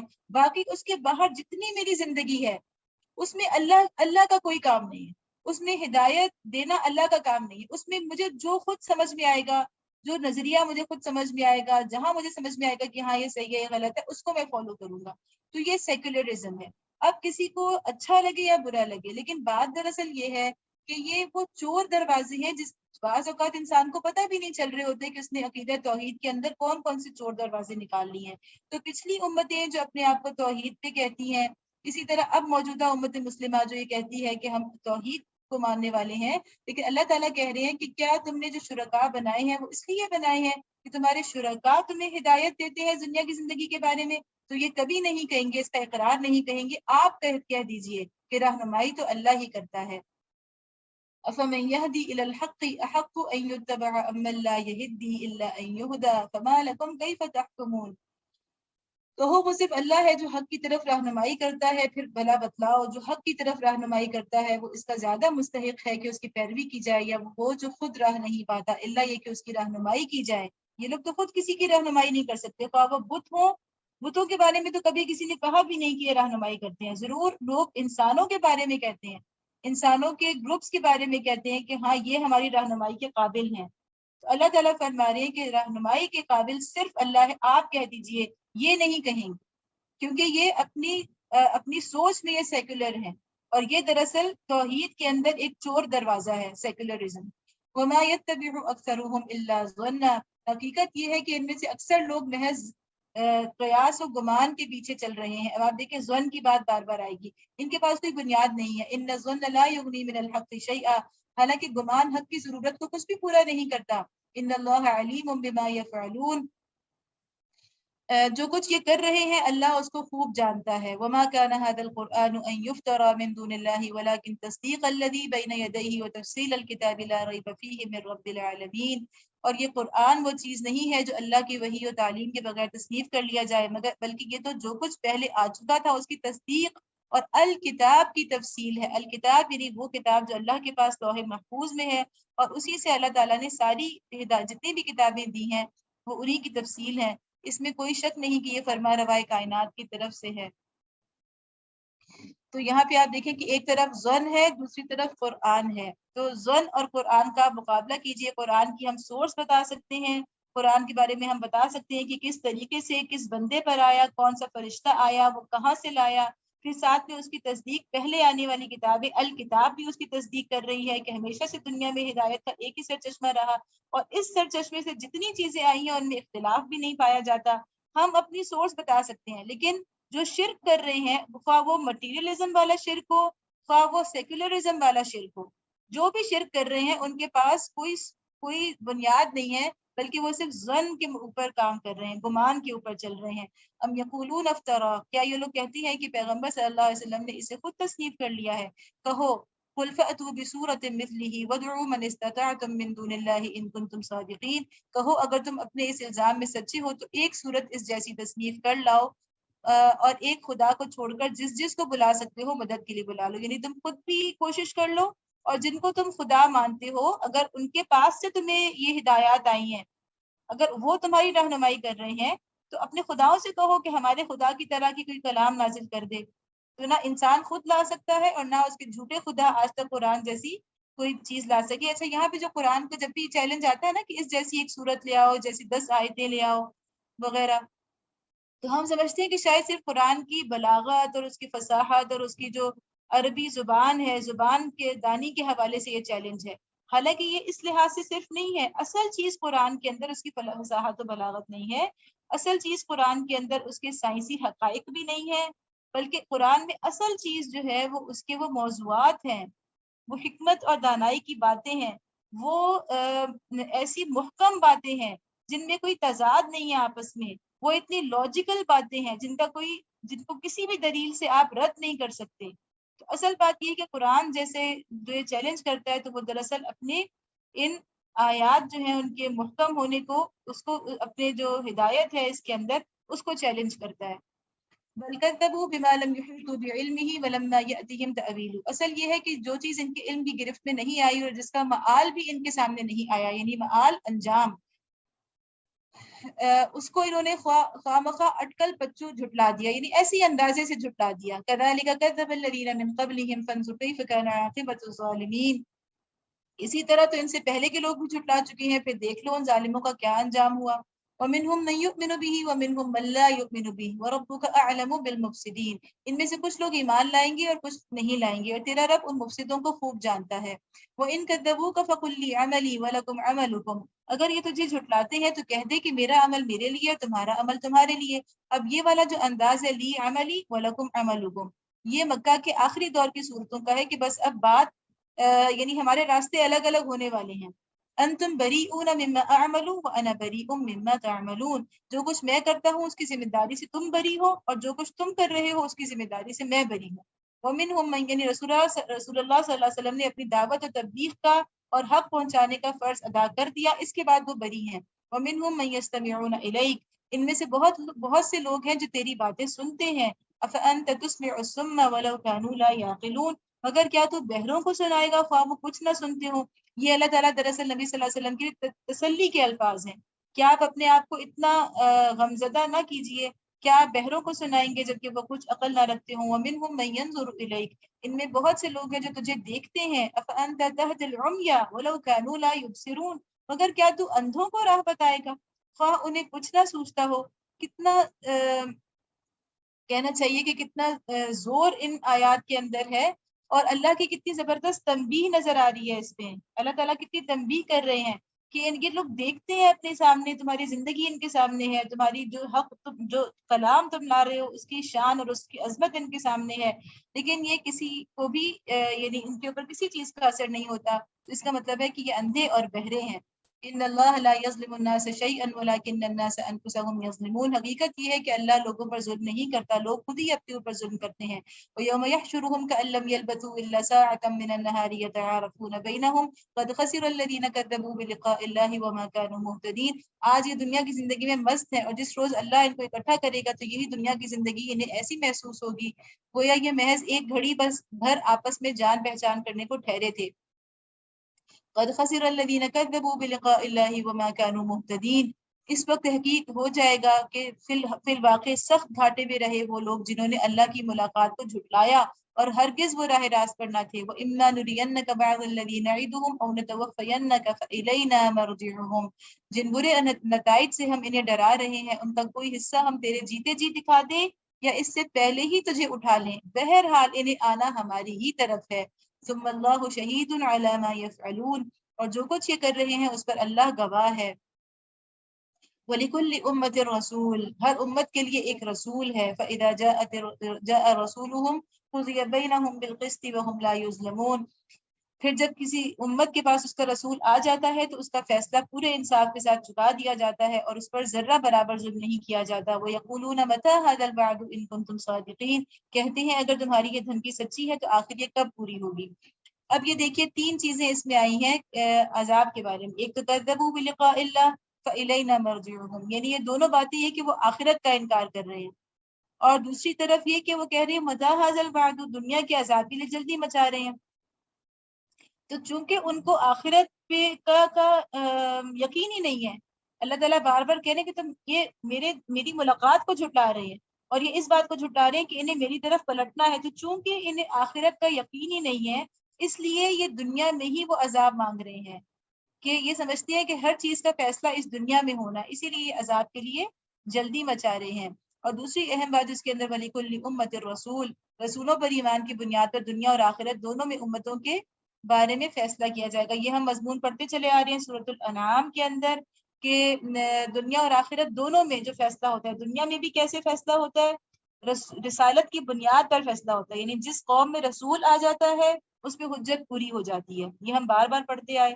اور پھر جس میں براہ راست جو قوم مخاطب ہوتی ہے تو وہ اس کے اندر پھر اللہ تعالیٰ کا عذاب آ کے رہتا ہے اور حتمی عذاب آگے رہتا ہے. دوسری بات یہ کہ قیامت کے روز بھی رسالت کی بنیاد پر فیصلہ ہوگا. یہ بھی ہم نے پڑھا تھا کہ رسولوں ہی کو اللہ تعالیٰ کھڑا کریں گے اور ان کی امتوں کو ان کے ساتھ لائیں گے. تو دنیا ہو یا آخرت ہو، جو امتوں کا قوموں کا فیصلہ ہونا ہے وہ رسالت کی بنیاد پر ہونا ہے، رسولوں کی بنیاد پر ہونا ہے. اور اس میں ایک بڑی خوبصورت بات یہ بھی ہے، ایک حدیث سے پتہ چلتا ہے کہ صحیح مسلم کی حدیث ہے کہ نبی صلی اللہ علیہ وسلم نے فرمایا تھا کہ ہم اگرچہ سب کے بعد آنے والے ہیں، یعنی ہم آخری امت ہیں، لیکن قیامت کو سب سے آگے ہوں گے اور تمام مخلوقات سے پہلے ہمارا فیصلہ کیا جائے گا. یہاں بھی ہمیں تھوڑا سا تصور کرنا چاہیے کہ جب رزلٹ اناؤنس ہوتا ہے تو سب سے پہلے جس کا ہو جائے تو وہ کچھ اور ہی طرح اس کو مطلب وہ ڈر رہا ہوتا ہے نا، کہ یعنی کچھ لوگوں کا ہو جائے تو کچھ اندازہ ہو جاتا ہے کہ اچھا اس طرح کا رزلٹ آ رہا ہے، تو کچھ انسان تھوڑا سا ریلیکس ہو جاتا ہے. لیکن ایک دم سے سب سے پہلے جس کی باری آ جائے پوچھ گچھ کی اور سوال و جواب کی، تو ظاہر ہے کہ اس کا معاملہ ایک طرح سے سخت بھی ہے، یہ اس کی فضیلت بھی ہے لیکن اس کا معاملہ بہرحال سخت بھی ہے. تو یہ حدیث سے پتہ چلتا ہے کہ امت مسلمہ محمد رسول اللہ صلی اللہ علیہ وسلم کی امت کا سب سے پہلے فیصلہ کیا جائے گا. قُل لَا أَمْلِكُ لِنَفْسِي ضَرًّا وَلَا نَفْعًا إِلَّا مَا شَاءَ اللَّهُ، کہو میرے اختیار میں خود اپنا نفع و ضرر بھی نہیں ہے، سب کچھ اللہ کی مشیت پر موقوف ہے. لِكُلِّ أُمَّةٍ أَجَلٌ، ہر امت کے لیے ایک مہلت کی ایک مدت ہے. اذا جاء اجلهم فلا يستأخرون ساعة ولا يستقدمون، جب یہ مدت پوری ہو جاتی ہے تو گھڑی بھر کی تقدیم و تاخیر بھی نہیں ہوتی. اب یہاں پہ ہمیں تھوڑا سا پھر آپ اس کو ریلیٹ کر لیں، جو موضوع چل رہا ہے نا اصل میں سورہ یونس کا جو بنیادی موضوع ہے اس کو ہم سمجھ لیں. اللہ تعالیٰ نے کہا کہ لکل امت اجل، یعنی امتوں کے بارے میں فیصلے کی دوسری بنیاد، ایک تو رسولوں کی بنیاد پر فیصلہ ہوتا ہے کہ رسول آ گیا جس قوم میں تو اس کا مطلب ہے کہ اب بہرحال اس کا فیصلہ ہو کے رہنا، ٹھیک ہے، اب اس کو بغیر فیصلے کے نہیں چھوڑا جائے گا اس قوم کو. دوسری چیز فیصلے میں کیا چیز ہوتی ہے، بنیاد وہ یہ ہوتی ہے کہ ایک مدت اللہ تعالیٰ نے پہلے سے مقرر کی ہوئی ہے، اور وہ مدت جو قرآن میں آتا ہے نا اجل لکل امت اجل، اس کا مطلب یہ نہیں ہوتا کہ وہ کوئی ٹائم اللہ نے فکس کیا ہوا ہے، بلکہ وہ مدت اس لحاظ سے ہوتی ہے کہ اس قوم کو کس حد تک اخلاقی اور اعتقادی گراوٹ میں جانے کی اجازت ہوگی، کس حد تک یہ برائیوں کی دلدل میں گرے گی، کہاں تک گرے گی تو انہیں پکڑا جائے گا. تو اس کی ایک مدت اللہ کے ہاں ایک چیز ایک لمٹ جو ہے وہ مقرر ہے. اور یہ ہم موضوع پڑھتے چلے آ رہے ہیں پیچھے سے ہم کہ اللہ تعالیٰ پھر ایسی قوموں کو جب ان کا مدت پوری ہو جاتی ہے اور وہ اخلاقی طور پر اس حد تک گر جاتی ہیں کہ وہ پوری دنیا کے لیے جیسے ایک جسم میں پھوڑا ہوتا ہے، پورے جسم کو وہ خراب کرتا ہے، تو اسی طرح جب وہ پورے دنیا کو وہ خراب کرنے لگتی ہیں تو پھر آخر کار اللہ تعالیٰ کسی اور قوم کے ذریعے سے اس کو ہٹا دیتے ہیں. جیسے ہم نے پڑھا تھا کہ وَلَوْلَا دَفْعُ اللَّهِ النَّاسَ بَعْضَهُمْ بِبَعْضٍ لَفَسَدَتِ الْأَرْضُ، تو یہ والا موضوع. اچھا دوسرا ہم جو شروع سے پڑھتے چلے آ رہے ہیں، ہم نے جو توحید میں ہم نے دیکھا کہ کیا موضوع اس صورت کا اصل میں موضوع ہے، وہ یہ ہے کہ توحید کا ایک تقاضا ہم نے دیکھا تھا کہ دنیا اور آخرت میں اعمال کا بدلہ دینا ہے نا. ہم نے جو کہا تھا کہ وہ توحید کا تقاضا ہے کہ اللہ تعالیٰ دنیا اور آخرت میں اعمال کا بدلہ دے، اور توحید کا تقاضا ہے کہ آخرت پر ایمان لایا جائے، اور توحید میں نقب لگانا ہے کہ ہم یہ کہیں کہ مٹیریلزم جو ہم اختیار کریں کہ دنیا ہی سب کچھ ہے. ٹھیک ہے، تو یہاں پہ اللہ تعالیٰ اسی کے بارے میں کہہ رہے ہیں کہ لکل امت اجل، ایک ٹائم ہے، ایک ٹائم ہے، ایک وقت ہے جب کہ آپ کو اعمال کا بدلہ ملے گا. توحید کا دوسرا تقاضا ہم نے کیا پڑھا تھا کہ ہدایت دینا بھی اللہ کا ہی کام ہے، اور جو ہدایت دنیا کی عملی زندگی میں اللہ کو تو مانتا ہے خالق مالک، لیکن عملی زندگی میں پریکٹیکل لائف میں کسی اور سے ہدایت دیتا ہے تو وہ سیکولرزم والا شرک کر رہا ہوتا ہے. تو اس کے لیے اللہ تعالیٰ کیا کہہ رہے ہیں کہ لکل امت رسول، ہدایت کہاں سے لینی ہے؟ تو یہ دونوں طرح کی اس کی شرک کا ابطال ہے، اس میں شرک کی نفی ہے. ہدایت کہاں سے لینی ہے؟ وہ اللہ کے رسولوں سے لینی ہے. قل ارأيتم من اتاكم عذابه بياتا او نهارا ماذا يستعجل منه المجرمون، ان سے کہو کبھی تم نے یہ بھی سوچا کہ اگر اللہ کا عذاب اچانک رات کو یا دن کو آ جائے تو تم کیا کر سکتے ہو؟ آخر یہ ایسی کون سی چیز ہے جس کے لیے مجرم جلدی مچائیں؟ ثم اذا ما وقع آمنتم بی، کیا جب وہ تم پر آ پڑے اسی وقت تم اسے مانو گے؟ آنا وقت کنتم به تستعجلون، اب بچنا چاہتے ہو حالانکہ تم خود ہی اس کے جلدی آنے کا تقاضا کر رہے تھے. ثم قیل للذین ظلموا ذوقوا عذاب الخلد هل تجزون الا بما کنتم تکسبون، پھر ظالموں سے کہا جائے گا کہ اب ہمیشہ کے عذاب کا مزہ چکھو، جو کچھ تم کماتے رہے ہو اس کی پاداش کے سوا اور کیا بدلہ تم کو دیا جا سکتا ہے. وَيَسْتَنْبِئُونَكَ أَحَقٌّ هُوَ، پھر پوچھتے ہیں کیا واقعی یہ سچ ہے کہ جو تم کہہ رہے ہو؟ قُلْ ای وَرَبِّی إِنَّهُ لَحَقٌّ، کہو میرے رب کی قسم یہ بالکل سچ ہے. وَمَا أَنْتُمْ بِمُعْجِزِينَ، اور تم اتنا بل بوتا نہیں رکھتے کہ اسے ظہور میں آنے سے روک دو. یہ بہت ہی ڈرا دینے والی آیت ہے، بہت ہی سخت آیت ہے، جس میں کہ نبی صلی اللہ علیہ وسلم نے تو اللہ نے کہا کہ آپ قسم کھا کے کہیے، یعنی میرے رب کی قسم کی یہ بالکل سچ ہے. تو اس کا مطلب ہے کہ رب کی قسم جو شخص کھا رہا ہے وہ قسم کھانے والا ایسا صادق اور امین ہے، اور وہ پھر اپنے رب کی قسم کھا رہا ہے، تو اس کا مطلب ہے کہ وہ بات بالکل حق ہے اور وہ آنے والی ہے. وَلَوْ أَنَّ لِكُلِّ نَفْسٍ ظَلَمَتْ مَا فِي الْأَرْضِ لَافْتَدَتْ بِهِ، اگر ہر اس شخص کے پاس جس نے ظلم کیا ہے روئے زمین کی دولت بھی ہو تو اس عذاب سے بچانے کے لیے وہ اسے فدیہ میں دینے پر آمادہ ہو جائے گا. یعنی اتنا سخت عذاب ہوگا. اللہ تعالیٰ ہمیں اپنی پناہ میں رکھیں. وَأَسَرُّوا النَّدَامَةَ لَمَّا رَأَوُا الْعَذَابَ، جب یہ لوگ اس عذاب کو دیکھ لیں گے تو دل ہی دل میں پچھتائیں گے. وَقُضِيَ بَيْنَهُم بِالْقِسْطِ وَهُمْ لَا يُظْلَمُونَ، مگر ان کے درمیان پورے انصاف سے فیصلہ کیا جائے گا، کوئی ظلم ان پر نہ ہوگا. أَلَا إِنَّ لِلَّهِ مَا فِي السَّمَاوَاتِ وَالْأَرْضِ أَلَا إِنَّ وَعْدَ اللَّهِ حَقٌّ وَلَكِنَّ أَكْثَرَهُمْ لَا يَعْلَمُونَ، سنو آسمانوں اور زمین میں جو کچھ ہے اللہ کا ہے، سن رکھو اللہ کا وعدہ سچا ہے مگر اکثر انسان جانتے نہیں. وَيُحْيِي وَيُمِيتُ وَإِلَيْهِ تُرْجَعُونَ، وہی زندگی بخشتا ہے، وہی موت دیتا ہے، اور اسی کی طرف تم کو پلٹنا ہے. یعنی بار بار توحید آخرت رسالت، توحید آخرت رسالت، اس کے گرد ساری چیزیں گھوم رہی ہیں. یا ایھا الناس قد جاءتکم موعظۃ من ربکم وشفاء لما فی الصدور وہدی ورحمۃ للمؤمنین. اب یہ آ گیا اس سیکولرزم کا توڑ کہ ہمیں جب ہم آخرت پہ ایمان رکھیں گے تو حقیقی توحید کیا ہے کہ اللہ کو زندگی کے تمام دائروں میں اللہ ہی کو ہدایت کا ذریعہ سمجھا، ہدایت دینے کا حق اللہ کا ہی ہے. وہی ہمیں بتائے گا کہ صحیح غلط کیا ہے زندگی کے تمام دائروں میں. اور وہ کیسے بتاتا ہے؟ وہ وحی کے ذریعے کسی رسول پر وحی بھیج کے اور کتاب نازل کر کے بتاتا ہے. اس کی ہدایت دینے کا طریقہ کیا ہوتا ہے کہ وہ وحی ہوتی ہے، ایک رسول کے اوپر آتی ہے اور کتاب کی شکل میں آتی ہے. تو اب اللہ تعالیٰ بتا رہے ہیں کہ اگر تم توحید خالص پہ چلنا چاہتے ہو تو اس قرآن کو پکڑ لو. اپنے لیے زندگی میں خود راستے نہ بناؤ، اپنے زندگی کے صرف نجی پرائیویٹ لائف تک اللہ کو محدود نہ کر دو، اللہ کے اختیار کو اپنی زندگی کے تمام دائروں تک لے کر جاؤ اور اپنی زندگی کے تمام دائروں میں اللہ کی کتاب کو پکڑ لو. اللہ تعالیٰ کیا فرما رہے ہیں کہ لوگوں تمہارے پاس تمہارے رب کی طرف سے نصیحت آ گئی ہے. یا ایھا الناس کہا ہے، تمام لوگوں کی طرف کیا آیا؟ موعظۃ و شفاء، یہ تمام انسانوں کے لیے ہے. یعنی موعظہ کیا ہوتا ہے؟ نصیحت، جو ہمدردی اور خیر خواہی اور پیار محبت سے کی جاتی ہے، وہ نصیحت ہوتی ہے. اور دوسری چیز کیا ہے؟ شفا، یہ بیماریوں کا علاج ہے جو دلوں کے اندر ہے. تو یہ دو حیثیتوں سے قرآن سب انسانوں کے لیے ہے. قرآن کی نصیحت سب کے لیے ہے، قرآن کے دلوں کی امراض کی شفا سب کے لیے ہے. وَهُدًى وَرَحْمَةٌ لِّلْمُؤْمِنِينَ، اور ہدایت اور رحمت ہے مؤمنین کے لیے. تو اس کا مطلب یہ ہے کہ جو اس پر ایمان لے آتے ہیں اور پہلی دو چیزوں کے طور پر قرآن کو استعمال کر لیتے ہیں، یعنی قرآن سے نصیحت بھی لے لیتے ہیں اور قرآن سے اپنے دلوں کی صفائی بھی کر لیتے ہیں، قرآن کے ذریعے سے اپنے دلوں کے شک کو، جو شک کی بیماری دل میں ہوتی ہے نا، یہ بڑی خراب ہے، جو ہم شروع سے پڑھتے آ رہے ہیں کہ لا ریب فی، اور اس کے بعد منافقین کا مسئلہ کہ وہ ان کے دلوں میں شک ہے، تو اپنے شک کی بیماری کو اور اپنے غرور اور تکبر کی بیماری کو اپنے دلوں سے نکال دیتے ہیں قرآن کے ذریعے، تو پھر اس کے بعد قرآن انہیں ہدایت اور رحمت کے رستوں پہ چلا دیتا ہے، آگے سے آگے لے جاتا ہے۔ قل بفضل اللہ وبرحمتہ فبذلک فلیفرحوا هو خیر مما یجمعون، اے نبی صلی اللہ علیہ وسلم کہو کہ یہ اللہ کا فضل اور اس کی مہربانی ہے کہ یہ چیز اس نے بھیجی، اس پر تو لوگوں کو خوشی منانی چاہیے، یہ ان سب چیزوں سے بہتر ہے جنہیں لوگ سمیٹ رہے ہیں۔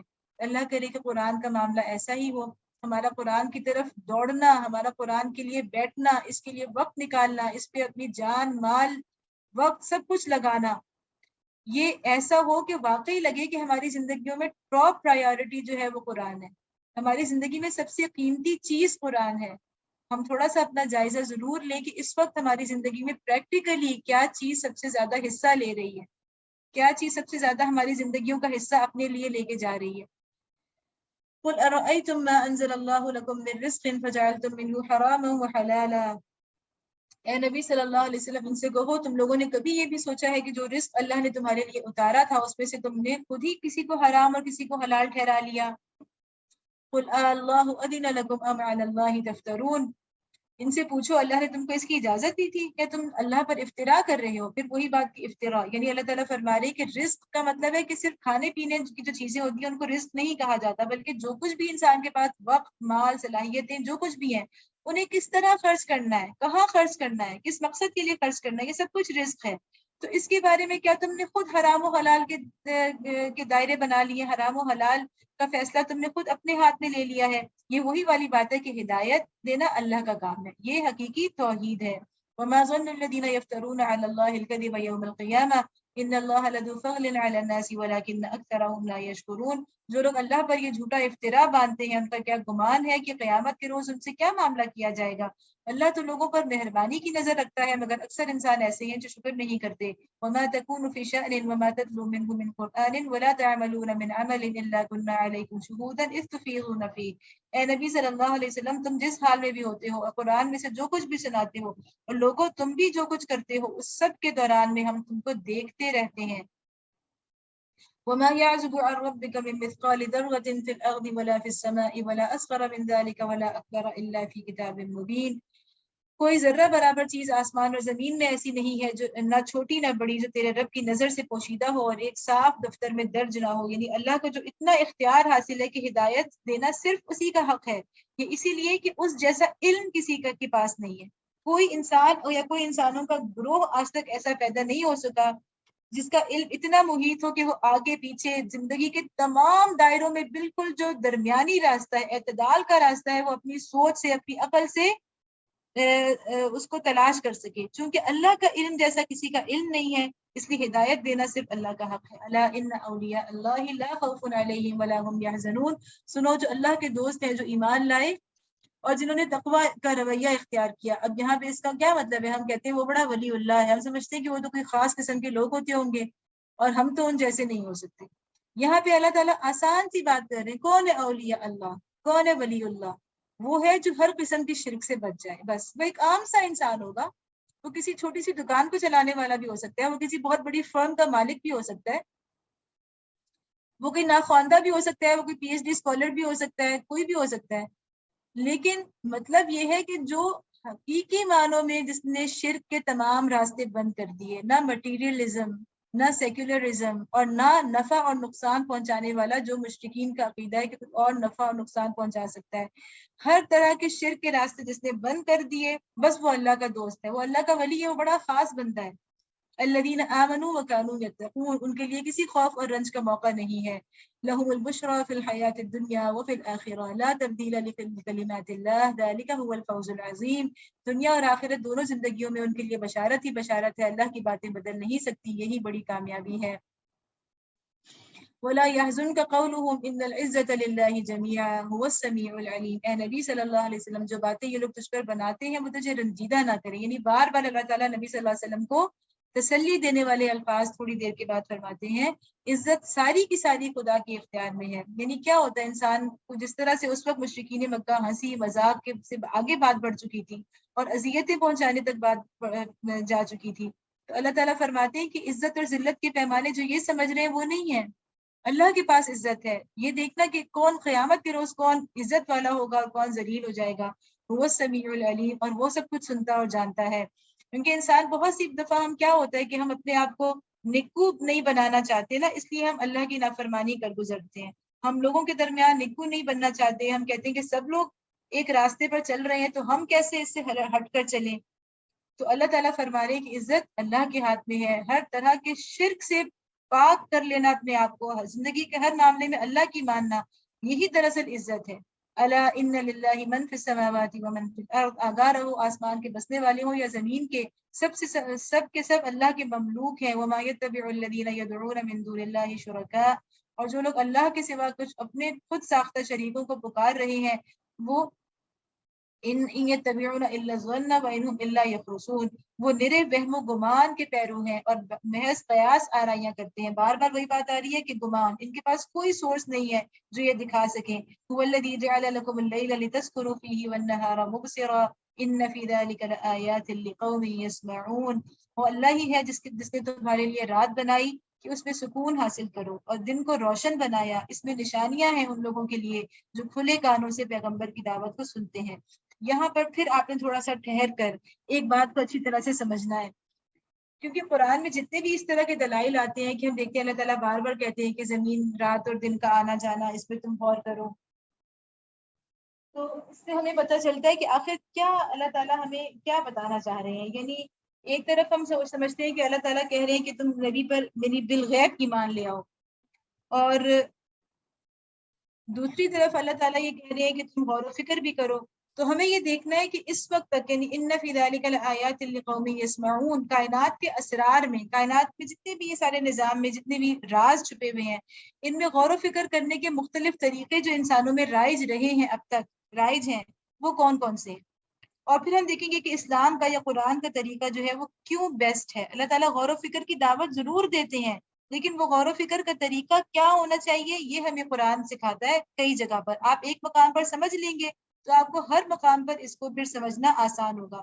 ہم یہ دیکھتے ہیں کہ ایک وہ طریقہ ہے غور و فکر کا جو مشرکین کرتے ہیں، ان کا تو سرے سے غور و فکر نہیں ہے، صرف وہم ہے. طرح طرح کے وہم انہوں نے اپنے پالے ہوئے ہیں، اسی سے وہ کائنات کی مختلف جو اجرام فلکی ہیں، کائنات کا جو نظام ہے، اس کی کوئی نہ کوئی وہ مطلب جو لاجک بناتے ہیں تو وہ صرف وہم کی بنیاد پر ہوتی ہے. دوسرا ہم دیکھتے ہیں تارک الدنیا لوگ، یعنی جو یا تو راہب ہوں یا جوگی قسم کے لوگ ہوں، یا دنیا سے آنکھیں بند کرنے کا سبق دینے والے لوگ ہوں، اور کسی گوشے میں بیٹھ کے اللہ اللہ کرنے کا تصور دینے والے لوگ ہوں، خواہ وہ کسی مذہب میں بھی ہوں. یعنی آج اسلام کے اندر بھی ایسے لوگ موجود ہیں جو صوفی ازم کے نام پہ اسلام کو بالکل ایک عملی زندگی سے کاٹ دینا چاہتے ہیں. تو ان کا کیا ہوتا ہے کہ مراقبہ، کہ کیسے آپ نے غور و فکر کرنا ہے، مراقبہ کر کے. اب مراقبہ بھی کوئی حقیقی چیز نہیں ہے، اس کے پیچھے بھی کوئی حقائق نہیں ہوتے. آپ کے کچھ تصورات ہوتے ہیں، اور انہی تصورات کو آپ بہت دیر تک سوچتے ہیں تو آپ کو وہ حقیقت کی شکل میں نظر آنے لگتے ہیں. اچھا، فلسفیوں کا طریقہ کیا ہوتا ہے؟ فلسفی بظاہر تو گمان ہی ہوتا ہے، یعنی وہ ایک گمان، ایک خیال ہی ہوتا ہے، لیکن وہ اس کو الفاظ کے ہیر پھیر سے، اور اس کو اتنا اس میں لفاظی ہوتی ہے، اور اس میں اس طرح کے جو فلسفیانہ جو طریقے ہوتے ہیں، دلائل استدلال ہوتے ہیں، ان کی حقیقت کیا ہوتی ہے کہ وہ دراصل ایک گمان ہوتا ہے، لیکن اس کو وہ عقلی طور پہ ثابت کرنے کی کوشش کر رہے ہوتے ہیں. محض الفاظ کے ہیر پھیر سے اس کو وہ عقلی طور پر ثابت کرنے کی کوشش کرتے ہیں، لیکن اگر آپ اس کی روٹ پہ دیکھیں تو وہ ایک گمان ہی ہے. کیونکہ وجدان کا اکثر جو فلسفی ہیں وہ انکار کرتے ہیں. تو اسی طرح اگر آپ سائنسدانوں کا دیکھیں حال، تو سائنسدانوں ٹھیک ہے کہ وہ لیبارٹری میں جا کے اور وہ چیزوں کو تجربات سے ثابت کرنے کی بات کرتے ہیں، لیکن جہاں بھی ما بعد الطبیعات کی بات آ جاتی ہے، ٹھیک ہے، یعنی کہ اس جو فزیکل جو ورلڈ ہے اس سے اوپر کی بات چلی جاتی ہے، تو پھر ان کے پاس بھی صرف گمان رہ جاتا ہے. اس سے اوپر جہاں روح کی یا جہاں باطن کی بات آ جاتی ہے تو وہاں پہ ان کے پاس کوئی چیز نہیں ہوتی، وہ صرف گمان ہوتا ہے. اس کے برعکس قرآن ہمیں جو سکھاتا ہے غور و فکر کا طریقہ کائنات میں وہ کیا ہونا چاہیے، اس کے لیے اللہ تعالیٰ کہتے ہیں کہ اس کا پہلا اس کے مراحل ہیں، اس کے 2-3 مراحل ہیں۔ سب سے پہلا مرحلہ یہ ہے کہ سنو جن کے پاس علم ہے، ان فی ذلک لآیات لقوم یسمعون، یہ جو نظام کائنات ہے اس میں نشانیاں تو ہیں، آیات ہیں، لیکن کن کے لیے ہیں؟ قوم یسمعون، جو سنتے ہیں۔ کس کو سنتے ہیں؟ انبیاء اور رسول کو سنتے ہیں، ان لوگوں کو سنتے ہیں جو یہ دعویٰ کر رہے ہیں کہ ہمارے پاس علم کی ایک ایسی سورس ہے جو تمہارے پاس نہیں ہے۔ ٹھیک ہے، تو پہلی چیز کیا ہے کہ وہ انبیاء کی باتوں کو سنتے ہیں۔ ایمان بالغیب پہلا سٹیپ ہے، وہ لائیں گے تو آگے غور و فکر ہوگا، وہ اس کو سنتے ہیں، پھر اس کے بعد وہ اللہ کی نشانیوں کو دیکھتے ہیں، کائنات کی نشانیوں کو خوب آپ لیبارٹریز میں بھی جائیں، ہر لحاظ سے، فزکس کے پوائنٹ آف ویو سے، کیمسٹری سے، ہر لحاظ، سائنس کے ہر پہلو سے آپ اس کے اوپر غور و فکر کریں، آیات کو دیکھتے ہیں۔ پھر تیسرے مرحلے پر آپ کیا کریں کہ آپ تجزیہ کریں، آپ سوچیں کہ جو چیزیں سائنس سے ثابت ہو رہی ہیں، یہ جو کائنات کی، ضروری نہیں کہ سائنس کی ہر تھیوری ٹھیک ہو، وہ بعد میں بدل بھی جاتی ہے، لیکن بات یہ کہ جو آثار کائنات سے جو چیز سمجھ میں آ رہی ہے، کیا وہ اور وہ چیز جو پیغمبر بتا رہے ہیں وہ میچ کرتی ہے یا ان میں کوئی اختلاف ہے؟ اگر آپ کو لگے کہ ہاں کائنات سے بھی وہی چیز پتہ چل رہی ہے، کائنات میں غور و فکر سے وہی پتہ چل رہی ہے جس کو انبیاء بیان کر رہے ہیں، تو اس کا مطلب ہے یہ بالکل صحیح تھاٹ پروسیس ہے، یہ بالکل صحیح غور و فکر کا انداز ہے، اور اسی انداز کو اللہ تعالیٰ نے کہا ہے کہ قوم یسمعون، ان لوگوں کے لیے نشانیاں ہیں جو پیغمبروں کی باتوں کو سنتے ہیں، جنہوں نے سرے سے وحی کا انکار کر دیا تو ان کے لیے اللہ کی ان آیات میں نشانیاں نہیں ہیں۔ قالوا اتخذ اللہ ولدا سبحانہ، لوگوں نے کہہ دیا کہ اللہ نے کسی کو بیٹا بنایا ہے، سبحان اللہ، هو الغنی، وہ تو بے نیاز ہے، لہو ما فی السماوات و ما فی الارض، آسمانوں اور زمین میں جو کچھ ہے سب اس کی ملک ہے، ان عندکم من سلطان بہذا اتقولون علی اللہ ما لا تعلمون، تمہارے پاس اس قول کے لیے آخر کیا دلیل ہے؟ کیا تم اللہ کے متعلق وہ باتیں کہتے ہو جو تمہارے علم میں نہیں ہے؟ اس کا مطلب یہ ہے کہ سبحانہ کہا جاتا ہے ہر اس موقع پہ کہ اللہ تو پاک ہے ہر کمزوری سے، اللہ کی پاکی بیان کرنا، اللہ تعالیٰ کی ذات سے ہر کمزوری کو دور کرنا، یہ ہے تسبیح۔ تو سبحانہ کا مطلب ہے کہ اللہ کو ایسی کوئی کمزوری لاحق نہیں ہے کہ جس کے لیے اولاد کی ضرورت ہوتی ہے۔ قل ان الذین یفترون علی اللہ الکذب لا یفلحون، اے محمد صلی اللہ علیہ وسلم کہہ دو کہ جو لوگ اللہ پر جھوٹے افطرا باندھتے ہیں وہ ہرگز فلاح نہیں پا سکتے۔ پھر یفترون کا لفظ آیا، یہ بار بار اس صورت کے اندر آ رہا ہے کہ ان کی باتیں صرف جھوٹ ہے اور گمان ہے۔ متاع فی الدنیا ثم الینا مرجعهم ثم نذیقهم العذاب الشدید بما كانوا یکفرون، دنیا کی چند روزہ زندگی میں مزے کر لیں، پھر ہماری طرف ان کو پلٹنا ہے، پھر ہم اس کفر کے بدلے جس کا ارتکاب وہ کر رہے ہیں ان کو سخت عذاب کا مزہ چکھائیں گے، یعنی کچھ ہی دن ہے اس پہ مزے کر لیں، اس کے بعد ایک شدید عذاب ان کا منتظر ہے۔ وَاتْلُ عَلَيْهِمْ نَبَأَ نُوحٍ، اب یہاں سے جیسے ہر صورت کا انداز ہوتا ہے، سورۃ الانعام میں بھی ہم نے دیکھا تھا کہ سورۃ الانعام میں جو تھا اصولی طور پر اللہ تعالیٰ نے توحید اور آخرت رسالت کو بیان کیا تھا، لیکن اس میں پچھلی قوموں کا تذکرہ مختصر طور پر آیا تھا، اور یہاں بھی بالکل وہی والی اسکیم ہے کہ جن صورتوں کے اندر اللہ تعالیٰ اصولی طور پر توحید اور آخرت اور عقائد کو بیان فرماتے ہیں، دلائل کے ذریعے بیان فرماتے ہیں، وہاں اختصار کے ساتھ پچھلی قوموں کا ذکر آتا ہے۔ وَاتْلُ عَلَيْهِمْ نَبَأَ نُوحٍ، ان کو نوح علیہ السلام کا قصہ سناؤ۔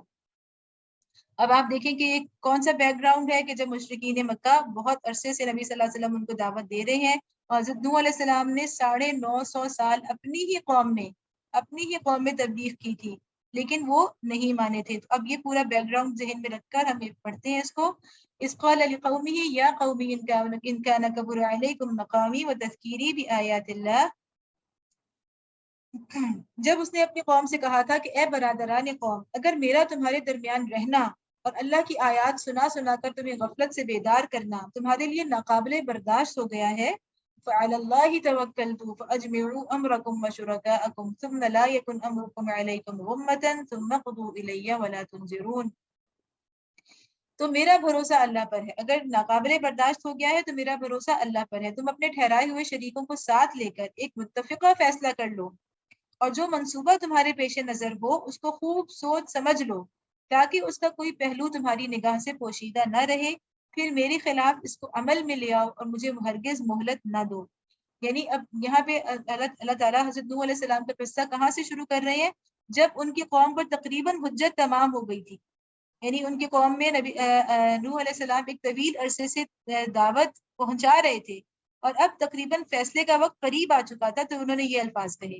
اس کا مطلب یہ کہ یہ بھی مکہ کا آخری دور ہے، اور یہاں بھی اب فیصلے کا وقت جب قریب آ لگا ہے تو وہ یہ بات سامنے لائی جا رہی ہے، نوح علیہ السلام کے قصے کا وہ حصہ سامنے لایا جا رہا ہے جو آخری وقت پہ سامنے لایا جانا چاہیے، کہ اب فیصلے کا وقت قریب ہے، تو تم نے جو بھی پلاننگ کرنی ہے تو تم کر لو، اور جو کر سکتے ہو کر گزرو، اور مجھے بالکل مہلت نہ دو۔ فَإِن تَوَلَّيْتُمْ فَمَا سَأَلْتُكُم مِّنْ أَجْرٍ، تم نے میری نصیحت سے منہ موڑا تو میرا کیا نقصان کیا؟ میں تم سے کسی اجر کا طلبگار نہ تھا۔ ان اجریہ الا علی اللہ وامرت ان اکون من المسلمین، میرا اجر تو اللہ کے ذمہ ہے، مجھے حکم دیا گیا ہے کہ خواہ کوئی مانے یا نہ مانے میں خود مسلم بن کر رہوں۔ یہ جو الفاظ ہیں کہ ان اجریہ الا علی اللہ، اور یہ کہ وامرت ان اکون من المسلمین، یہ دراصل رسولوں کی دعوت کے مخلصانہ ہونے کے دلائل ہیں، کہ کیسے آپ پہچانتے ہیں کہ یہ بندہ سچا ہے، یہ رسول باقی مخلص ہے۔ اس کو پہچاننے کا پہلا طریقہ یہ ہوتا ہے کہ وہ کہتے ہیں کہ ان اجریہ الا علی اللہ ما سألتکم من اجر، میں تم سے تو کوئی اجر نہیں مانگتا، مطلب مجھے کیا مل رہا ہے، مجھے کون سا دنیاوی فائدہ مل رہا ہے، تمہارے سامنے ہے، میں تو اپنے آپ کو تھکا رہا ہوں، میں تمہاری گالیاں سن رہا ہوں، میں تمہارے تمسخر سن رہا ہوں، تو آخر مجھے کیا مل رہا ہے جس کی وجہ سے میں تمہارے پیچھے پڑا ہوا ہوں۔ ایک یہ اخلاص کا ایک یہ نشانی ہے۔ دوسری نشانی یہ ہوتی ہے اخلاص کی کہ پیغمبر واقعی اپنی بات میں مخلص ہیں اور سچے ہیں، کہ وہ کہتے ہیں کہ امرت ان اکون من المسلمین، کہ مجھے تو حکم دیا گیا ہے کہ میں خود بھی مسلم ہو جاؤں۔ تو یعنی قول و فعل کا جو کی یکسانیت جو ہوتی ہے، کہ پیغمبر رسول جو دعوت دوسروں کو دے رہے ہیں، جن اخلاق کی طرف دوسروں کو بلا رہے ہیں، وہ سب سے پہلے ان کی اپنی زندگی میں نظر آتے ہیں۔ تو یہ ایک مخلص لیڈر کی نشانیاں بھی ہوتی ہیں، کہ جو وہ کہے، جس طرف لوگوں کو بلائے، تو کیا اس کی ذاتی زندگی اس کا ساتھ دے رہی ہے؟ اگر اس کی ذاتی زندگی ان اخلاقی اصولوں کا، ان عقائد کی ترجمانی کرتی ہے جس کی طرف وہ لوگوں کو بلا رہا ہے، تو اس کا مطلب ہے کہ وہ مخلص ہے۔ اور اگر ایسا نہیں ہے تو اس کا مطلب ہے کہ وہ محض لوگوں کو دھوکہ دے رہا ہے۔ فَكَذَّبُوهُ فَنَجَّيْنَاهُ وَمَن مَّعَهُ فِي الْفُلْكِ، انہوں نے اسے جھٹلایا اور نتیجہ یہ ہوا کہ ہم نے اسے اور ان لوگوں کو جو اس کے ساتھ کشتی میں تھے بچا لیا۔ وَجَعَلْنَاهُمْ خَلَائِفَ وَأَغْرَقْنَا الَّذِينَ كَذَّبُوا بِآيَاتِنَا، اور انہی کو زمین میں جانشین بنایا اور ان سب لوگوں کو غرق کر دیا جنہوں نے ہماری آیات کو جھٹلایا تھا۔ بس دیکھ لو کہ جنہیں متنبع کیا گیا تھا اور پھر بھی انہوں نے مان کر نہ دیا، ان کا انجام کیا ہوا۔ یعنی اللہ تعالیٰ نے صرف نوح علیہ السلام پر ایمان لانے والوں کو کشتی میں بٹھا کر ایسا بچایا کہ پھر آئندہ دنیا میں جتنی بھی آبادی ہوئی وہ انہی کشتی پر موجود لوگوں کی نسلیں تھیں۔ ثم بعثنا من بعده رسلا الى قومهم فجاءوهم بالبينات فما كانوا ليؤمنوا بما كذبوا به من قبل كذلك نتبع على قلوب المعتدين۔ پھر نوح علیہ السلام کے بعد ہم نے مختلف پیغمبروں کو ان کی قوموں کی طرف بھیجا اور وہ ان کے پاس کھلی کھلی نشانیاں لے کر آئے، مگر جس چیز کو انہوں نے پہلے جھٹلا دیا تھا اسے پھر مان کر نہ دیا۔ اس طرح ہم حد سے گزر جانے والوں کے دلوں پر ٹھپا لگا دیتے ہیں، یعنی بما كذبوا به من قبل، یعنی ایک مرتبہ کا جو انکار تھا وہ ان کے آئندہ کے لیے اقرار کے لیے حجاب بن گیا۔ یعنی ایک دفعہ جس چیز کو وہ جھٹلا چکے تھے تو اب انسان کو یہ ہو جاتا نا کہ ایک دفعہ میں نے یہ کام نہیں کیا تو اب دوبارہ میں کیسے کروں گی، تو میری اپنی پیچھے والی بات کی نفی ہو جائے گی، تو وہ اس کی ڈٹائی کا ایک سبب بن جاتا ہے۔ اللہ تعالیٰ ہمیں اس سے بچائے کہ ہم حق کو فوری طور پر ماننے والے ہوں، اور کوئی بھی وجہ ہمیں حق سے جو ہے وہ دور رکھنے والی نہ بنے۔ اپنی کوئی عزت، جیسے اللہ تعالیٰ نے کہا تھا نا کہ اخذت العزت بالاثم، یہ وہی والا معاملہ ہے تقریباً، کہ انسان کو اس کی عزت کا خیال گناہ پر جما دیتا ہے بعض دفعہ، کہ میری رسوائی ہو جائے گی، کہ اچھا پہلے تو تم یہ کرتے تھے اب تم نے یہ کام شروع کر دیا۔ تو یہ عزت جو ہے، اس کی عزت کا خیال، جھوٹی عزت کا خیال دراصل اسے گناہ پر جما دیتا ہے۔ ثم بعثنا من بعدهم موسى وهارون الى فرعون وملئه بآياتنا فاستكبروا وكانوا قوما مجرمين، پھر ان کے بعد ہم نے موسیٰ علیہ السلام اور ہارون علیہ السلام کو اپنی نشانیوں کے ساتھ فرعون اور اس کے سرداروں کی طرف بھیجا، مگر انہوں نے اپنی بڑائی کا گھمنڈ کیا اور وہ مجرم لوگ تھے۔ اب یہ موسیٰ علیہ السلام کی بات شروع ہو گئی کہ فرعون کے پاس وہ گئے، فَلَمَّا جَاءَهُمُ الْحَقُّ مِنْ عِنْدِنَا قَالُوا إِنَّ هَذَا لَسِحْرٌ مُبِينٌ، اور جس طرح اصل میں موسیٰ علیہ السلام اپنی قوم کو یعنی بنی اسرائیل کو فرعون کی غلامی سے نکالنے ہی والے تھے جبکہ یہ بات ہو رہی ہے، اسی طرح اب نبی صلی اللہ علیہ وسلم بھی اپنی قوم کو مکہ کے لوگوں کے ظلم سے نجات دلا کر اور ہجرت مدینہ کا حکم دینے ہی والے تھے. تو جو بیک گراؤنڈ میں جو وہ چل رہا ہوتا ہے اور جو مماثلت ہوتی ہے قرآن کی آیات میں، اس کو ضرور ہم مد نظر رکھیں تاکہ ہمیں قرآن کی آیات کا صحیح طور پر فہم حاصل ہو سکے. فلما جاءهم الحق من عندنا قالوا ان هذا لسحر مبين. بس جب ہمارے پاس سے حق ان کے سامنے آیا تو انہوں نے کہہ دیا کہ یہ تو کھلا جادو ہے. اب مکہ کے لوگ بھی یہی کہہ رہے تھے. قال موسى أتقولون للحق لما جاءكم. موسیٰ علیہ السلام نے کہا تم حق کو یہ کہتے ہو جبکہ وہ تمہارے سامنے آ گیا. اسحر هذا، کیا یہ جادو ہے؟ ولا يفلح الساحرون، حالانکہ جادوگر فلاح نہیں پایا کرتے. یعنی کوئی دلیل نہیں دی، صرف یہ پوچھا اسحر هذا، کیا اس کو تم جادو کہتے ہو؟ کیا یہ جادو نظر آتا ہے تمہیں؟ تو یعنی ہر عقل مند انسان یہ بات سمجھ سکتا ہے کہ کیا جادوگر ایسی باتیں کرتے ہیں؟ کیا جادوگر اپنی جان کو خطرے میں ڈال کے بادشاہ وقت کے دربار میں جا کے اس کو کہتے ہیں کہ تم اللہ رب العالمین کی کا حکم مانو اور تم میری پیروی کرو اور تم خود اس ملک کے رب نہ بن جاؤ، تم اپنا حکم یہاں نہ چلاؤ بلکہ یہاں پہ اللہ کا حکم چلاؤ؟ تو کیا جادوگروں نے کبھی اس طرح چیلنج کیا ہے وقت کے حکمرانوں کو؟ اور پھر جادوگروں کے اخلاق اور ان کے عقائد اور ان کے پیروکاروں کے طور طریقے اس طرح کے ہوتے ہیں. اسحر هذا ولا يفلح الساحرون. قالوا اجئتنا لتلفتنا عما وجدنا عليه آباءنا وتكون لكم الكبرياء في الارض وما نحن لكما بمؤمنين. انہوں نے جواب میں کہا کیا تو اس لیے آیا ہے کہ ہمیں اس طریقے سے پھیر دے جس پر ہم نے اپنے باپ دادا کو پایا ہے اور زمین میں بڑائی تم دونوں کی قائم ہو جائے. یعنی آپ سمجھ تو رہے تھے کہ جادوگر تو کبھی زمین میں بڑائی نہیں مانگتا، تو یہ تو زمین میں بڑائی مانگ رہا ہے. جیسے ہم نے پہلے پڑھا تھا کہ فرعون اپنے آپ کو را کا نمائندہ کہہ رہا تھا اور موسیٰ علیہ السلام اپنے آپ کو رب العالمین کے نمائندہ کہہ رہے تھے. تو را ظاہر چھوٹا تھا، رب العالمین بڑے ہیں، سب سے بڑا رب ہے. تو اس کا مطلب ہے خود بخود کہ مسئلہ حکمرانی کا تھا، مسئلہ بڑائی کا تھا. تو وہ فرعون اس کو تسلیم کر رہا ہے کہ تم خود کیا یہ چاہتے ہو کہ یہاں پر تم دونوں کی بڑائی قائم ہو جائے. اور دوسری بات وہ جو اس کو جھٹلا رہا ہے تو اس کی وجہ کیا بتا رہا ہے کہ ہمیں اس طریقے سے پھیر دے جس پر ہم نے اپنے باپ دادا کو پایا. یعنی کوئی دلیل نہیں ہے سوائے اس کے کہ ہمارے باپ دادا بھی ایسے کرتے رہے، کوئی معقول دلیل نہیں ہے اور یہی ہمیشہ گمراہ لوگوں کی دلیل ہوتی ہے. قال فرعون اتونی بكل ساحر علیم. اور فرعون نے اپنے آدمیوں سے کہا کہ ہر ماہر فن جادوگر کو میرے پاس حاضر کرو. اس نے کہا کہ چلو مقابلہ تو آخر دم تک کریں گے نا. بات سمجھ میں آ رہی تھی، اچھی طرح سمجھ میں آ رہی تھی، لیکن مقابلہ تو کرنا ہے. اتنے آرام سے تو کوئی اپنی حکمرانی نہیں چھوڑتا. اور مقابلے کا طریقہ یہ تھا کہ اس کے جو معجزات ہیں ان کو جھٹلا دو تو اس کی نبوت کو جھٹلا دو گے. تو اسی لیے انہوں نے ظاہری چیز کو جھٹلانے کی کوشش کی، اگرچہ انہیں پتا تھا کہ ظاہری چیز جو ہے اس کی حیثیت دراصل کچھ نہیں ہے بلکہ یہ اللہ کی طرف سے یہ حاکمیت، اللہ کی حاکمیت کی علامت ہے. لیکن ان کے پاس اس کے سوا کوئی راستہ نہیں تھا کہ وہ ظاہری چیز سے مقابلہ کریں. فلما جاء السحرة قال لهم موسى القوا ما انتم ملقون. جب جادوگر آ گئے تو موسیٰ علیہ السلام نے ان سے کہا جو کچھ تمہیں پھینکنا ہے پھینکو. فلما القوا قال موسى ما جئتم به السحر ان الله سيبطل ان الله لا يصلح عمل المفسدين. پھر جب انہوں نے اپنے آنسر پھینک دیے تو موسیٰ علیہ السلام نے کہا یہ جو کچھ تم نے پھینکا ہے یہ جادو ہے، اللہ ابھی اسے باطل کیے دیتا ہے. مفسدوں کے کام کو اللہ سدھرنے نہیں دیتا. ويحق الله الحق بكلماته ولو كره المجرمون. اور اللہ اپنے فرمانوں سے حق کو حق کر دکھاتا ہے خواہ مجرموں کو وہ کتنا ہی ناگوار ہو. تو وہاں پر جادو تھا، یعنی وہاں پر اللہ تعالیٰ کے صریح معجزات تھے اور جن کا توڑ جادو سے کرنے کی کوشش کی گئی. یہاں پر قرآن ہے جس کا توڑ مذاق سے اور ہنسی اڑا کر اور ظلم روا رکھ کر کرنے کی کوشش کی جا رہی تھی.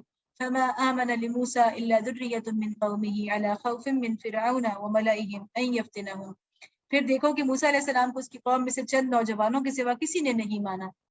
اچھا، اب یہاں پر جو یہ بات آئی ہے نا کہ موسیٰ علیہ السلام کی قوم میں سے چند لوگوں نے کے علاوہ کسی نے نہیں مانا، تو اس میں تھوڑا سا مفسرین کا اختلاف بھی ہے کہ یہ موسیٰ علیہ السلام کی قوم سے مراد فرعون کی قوم ہے یا بنی اسرائیل ہے. تو اس کا مطلب جو زیادہ سمجھ میں آتا ہے کہ قوم ہی کا لفظ آیا ہے اور یہ کہ بنی اسرائیل ہی مراد ہے. اور یہاں پہ ایمان سے مراد یہ ہے کہ بنی اسرائیل تو ظاہر ہے مسلمان ہی تھے، وہ تو موسیٰ علیہ السلام پر، اللہ پر، رسولوں پر ایمان رکھتے تھے. لیکن یہاں پہ جو آیا ہے آمن لی موسیٰ، اس کا مطلب ہے کہ حقیقی ایمان، یعنی موسیٰ علیہ السلام پر حقیقی طور پر ایمان لانے والے. اس لیے کہ ہم بہت بات پڑھ چکے ہیں کہ بنی اسرائیل اس وقت ان کے ایمان بڑے کمزور ہو چکے تھے. تو اس کا مطلب یہ ہے کہ وہ یوں تو مسلمان تھے، لیکن موسیٰ علیہ السلام کی حقیقی اتباع کرنے والے صرف چند ہی لوگ ہوئے بنی اسرائیل میں سے، اور وہ جو چند ہی لوگ ہوئے اس کے لیے اللہ تعالیٰ نے لفظ استعمال کیا ذریہ، یعنی نوجوان، یعنی ویسے تو اولاد کو کہتے ہیں لیکن مراد ہے کہ نوجوان۔ تو چند نوجوانوں کے علاوہ کوئی بھی اخلاص کے ساتھ موسیٰ علیہ السلام کی اتباع کے رستے پہ نہیں آیا بنی اسرائیل میں سے، جبکہ موسیٰ علیہ السلام ان کو نجات کی راہ دکھا رہے تھے، انہیں فرعون کی غلامی سے نجات دلانے کی بات کر رہے تھے۔ اس کے باوجود انہوں نے کیوں انکار کیا ان کی مخلصانہ اطاعت سے؟ علی خوف من فرعون وملئہم، کیونکہ انہیں فرعون اور اس کے قوم کے جو بڑے سردار تھے ان کا ڈر تھا، فرعون کے ڈر سے اور خود اپنی قوم کے سربراہ لوگوں کے ڈر سے۔ انہیں ڈر تھا کہ فرعون ہمیں مزید ہم پر ظلم شروع کر دے گا، اگر ہم نے موسیٰ علیہ السلام کا کھل کے ساتھ دیا، ان کی اتباع کی، تو فرعون جس نے ہمیں اتنا دبا کے رکھا ہوا ہے تو یہ ہمیں مزید ہم پر ظلم و ستم کھول دے گا۔ جیسے کہ یہ والا موضوع قرآن میں پہلے بھی ہم نے پڑھا کہ قالوا اوذینا من قبل ان تأتینا ومن بعد ما جئتنا، وہ کہتے تھے کہ فرعون سے ہم پہلے بھی وہ پہلے بھی ہمیں اذیتیں دے رہا تھا اور آپ کے آنے کے بعد مزید اذیتیں شروع ہو گئیں۔ اس میں اہم بات یہ ہے کہ جو چند لوگ ایمان لائے تھے، یعنی چند لوگوں نے مخلصانہ اطاعت قبول کی تھی موسیٰ علیہ السلام کی بنی اسرائیل میں سے، وہ نوجوان تھے، اور نبی صلی اللہ علیہ وسلم کا بھی اس یہی معاملہ تھا کہ جو لوگ مسلمان ہو رہے تھے وہ تقریباً سب کے سب نوجوان تھے، یعنی میکسیمم جو عمر تھی وہ 40 سال ہی تھی، یعنی حضرت ابوبکر بھی جب ایمان لائے تو وہ 38 سال کے، نبی صلی اللہ علیہ وسلم سے کم عمر تھے۔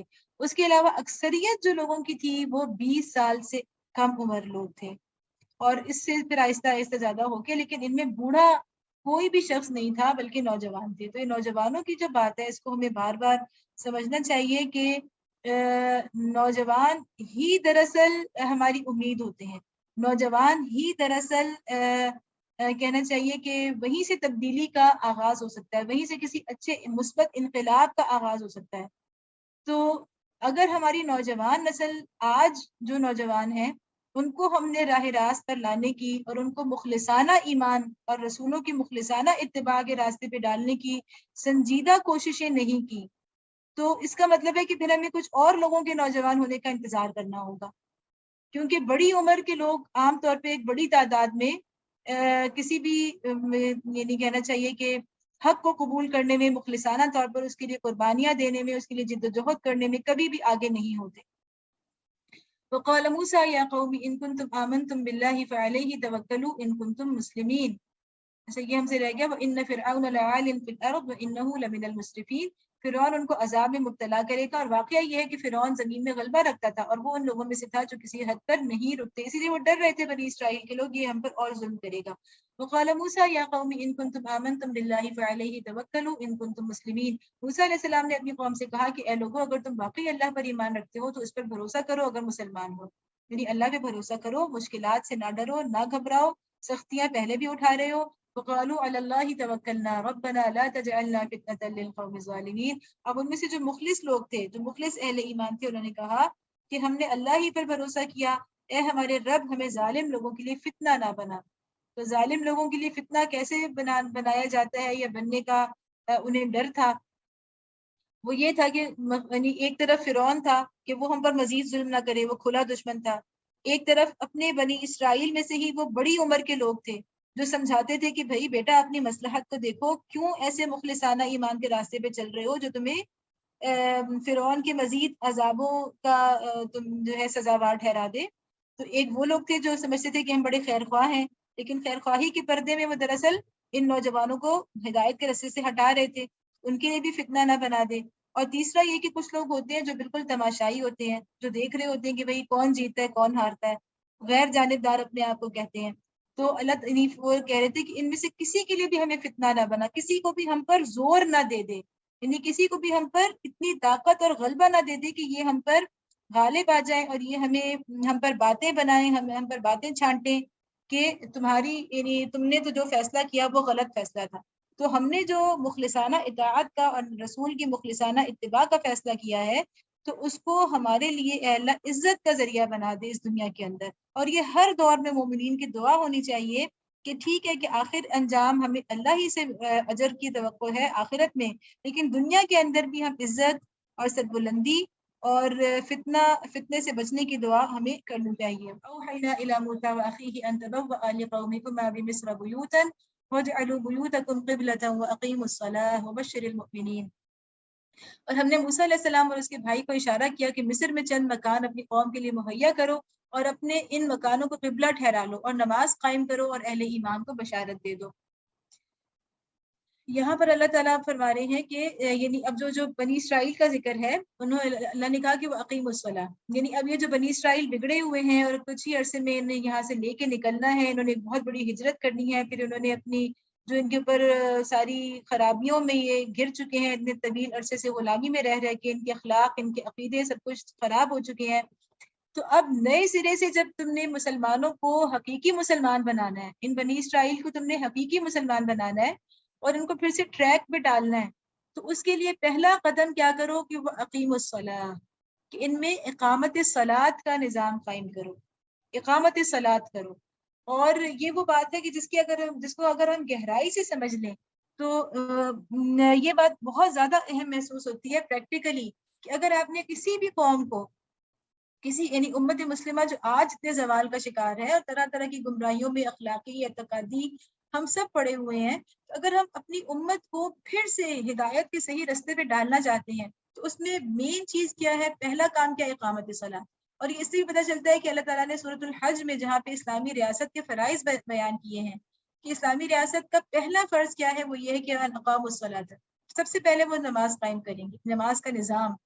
تو اگر ہم اس اقامت صلاۃ کو اس کی وسعت کے ساتھ سمجھ لیں کہ یہ پورا ایک فلسفہ ہے اقامت صلاۃ کا، پورا ایک نظام ہے اقامت صلاۃ کا، تو اس سے ہمیں پتہ چلے گا کہ مسلمانوں کی ذہنی، اعتقادی، عملی، اخلاقی تربیت میں اقامت صلاۃ کا کتنا بڑا کردار ہے، کہ ہمارے تعلیمی اداروں کے اندر سب سے پہلے نماز کا نظام قائم ہو جائے اپنی پوری یعنی بھرپور انداز میں.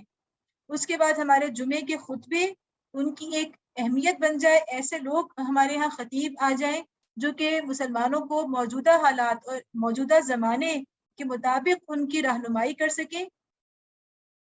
اور اس میں ساری چیزیں ہیں کہ ہمیں ہر طرح سے اقامت صلاۃ کو اگر ہم اپنے معاشرے کا ایک بنیادی اصول بنا لیں تو یہ ایک کہنا چاہیے کہ اہم سنگ میل ہو سکتا ہے مسلم امہ کی تربیت میں. تو یہی چیز اللہ تعالیٰ نے موسیٰ علیہ السلام کو بھی کہی تھی کہ اقامت صلاۃ سے ان کی تربیت کا آپ کام شروع کریں. وقال موسیٰ ربنا انک آتیت فرعون وملأه زینة واموالا فی الحیاة الدنیا ربنا لیضلوا عن سبیلک. موسیٰ علیہ السلام نے دعا کی کہ اے ہمارے رب، تو نے فرعون اور اس کے سرداروں کو دنیا کی زندگی میں زینت اور اموال سے نواز رکھا ہے، اے رب کیا یہ اس لیے ہے کہ وہ لوگوں کو تیری راہ سے بھٹکائیں؟ ربنا اطمس على اموالهم واشدد على قلوبهم فلا يؤمنوا حتى يروا العذاب الالم. اے رب ان کے مال غارت کر دے اور ان کے دلوں پر ایسی مہر کر دے کہ ایمان نہ لائیں جب تک کہ دردناک عذاب نہ دیکھ لیں. اب یہ وہ اس وقت کی دعا ہے موسیٰ علیہ السلام کی جب وہ ساری چیزیں گزر چکی تھی. تقریباً 40 سال موسیٰ علیہ السلام نے فرعون کی قوم کو دعوت دی تھی، لیکن جب بالکل آخر کی وقت آ گیا، وہ ان کو پتہ چل گیا کہ ابھی ہدایت پہ نہیں آنے والے، تب یہ دعا کی. یعنی یہ دعا ہمیشہ پیغمبر رسول جو ہوتے ہیں وہ آخری وقت میں کرتے ہیں. تو یہاں پہ اہم بات یہ ہے کہ موسیٰ علیہ السلام کیا کہہ رہے ہیں کہ زینتم اموالن، کہ فرعون کو اور اس کے سرداروں کو اے اللہ تو نے جو زینت اور اموال، دنیا کی اتنی زبردست ہارڈ واٹ، اتنی رنگینیاں اور اتنی اٹریکشن اور اتنا مال و دولت، یہ سب کچھ دیا ہوا ہے تو اس لیے کہ یہ لوگوں کو گمراہ کر دے. اب اس کا مطلب یہ ہے کہ ایک طرف پیغمبروں کے پاس، رسولوں کے پاس کیا ہوتا ہے؟ رسولوں کے پاس سب سے بڑی سچائی ہوتی ہے دنیا کی، جس کو وہ بالکل دلیل کے ساتھ دنیا کے سامنے پیش کر رہے ہوتے ہیں، اور ان کے پاس جو دلائل ہوتے ہیں ان کا توڑ کسی کے پاس نہیں ہوتا. عقلی طور پر کوئی انہیں ان کا رد نہیں کر سکتا، اخلاقی لحاظ سے ان اخلاقی اصولوں کا کوئی توڑ نہیں ہوتا. یہ سب کچھ رسولوں کے پاس ہوتا ہے، لیکن بات کیا ہے کہ انسان جو ہے وہ کتنی بھی اچھی چیز ہو عقلی لحاظ سے، اخلاقی لحاظ سے، لیکن انسان اٹریکٹ کس طرف ہوتا ہے؟ زینت اور اموال کی طرف ہوتا ہے.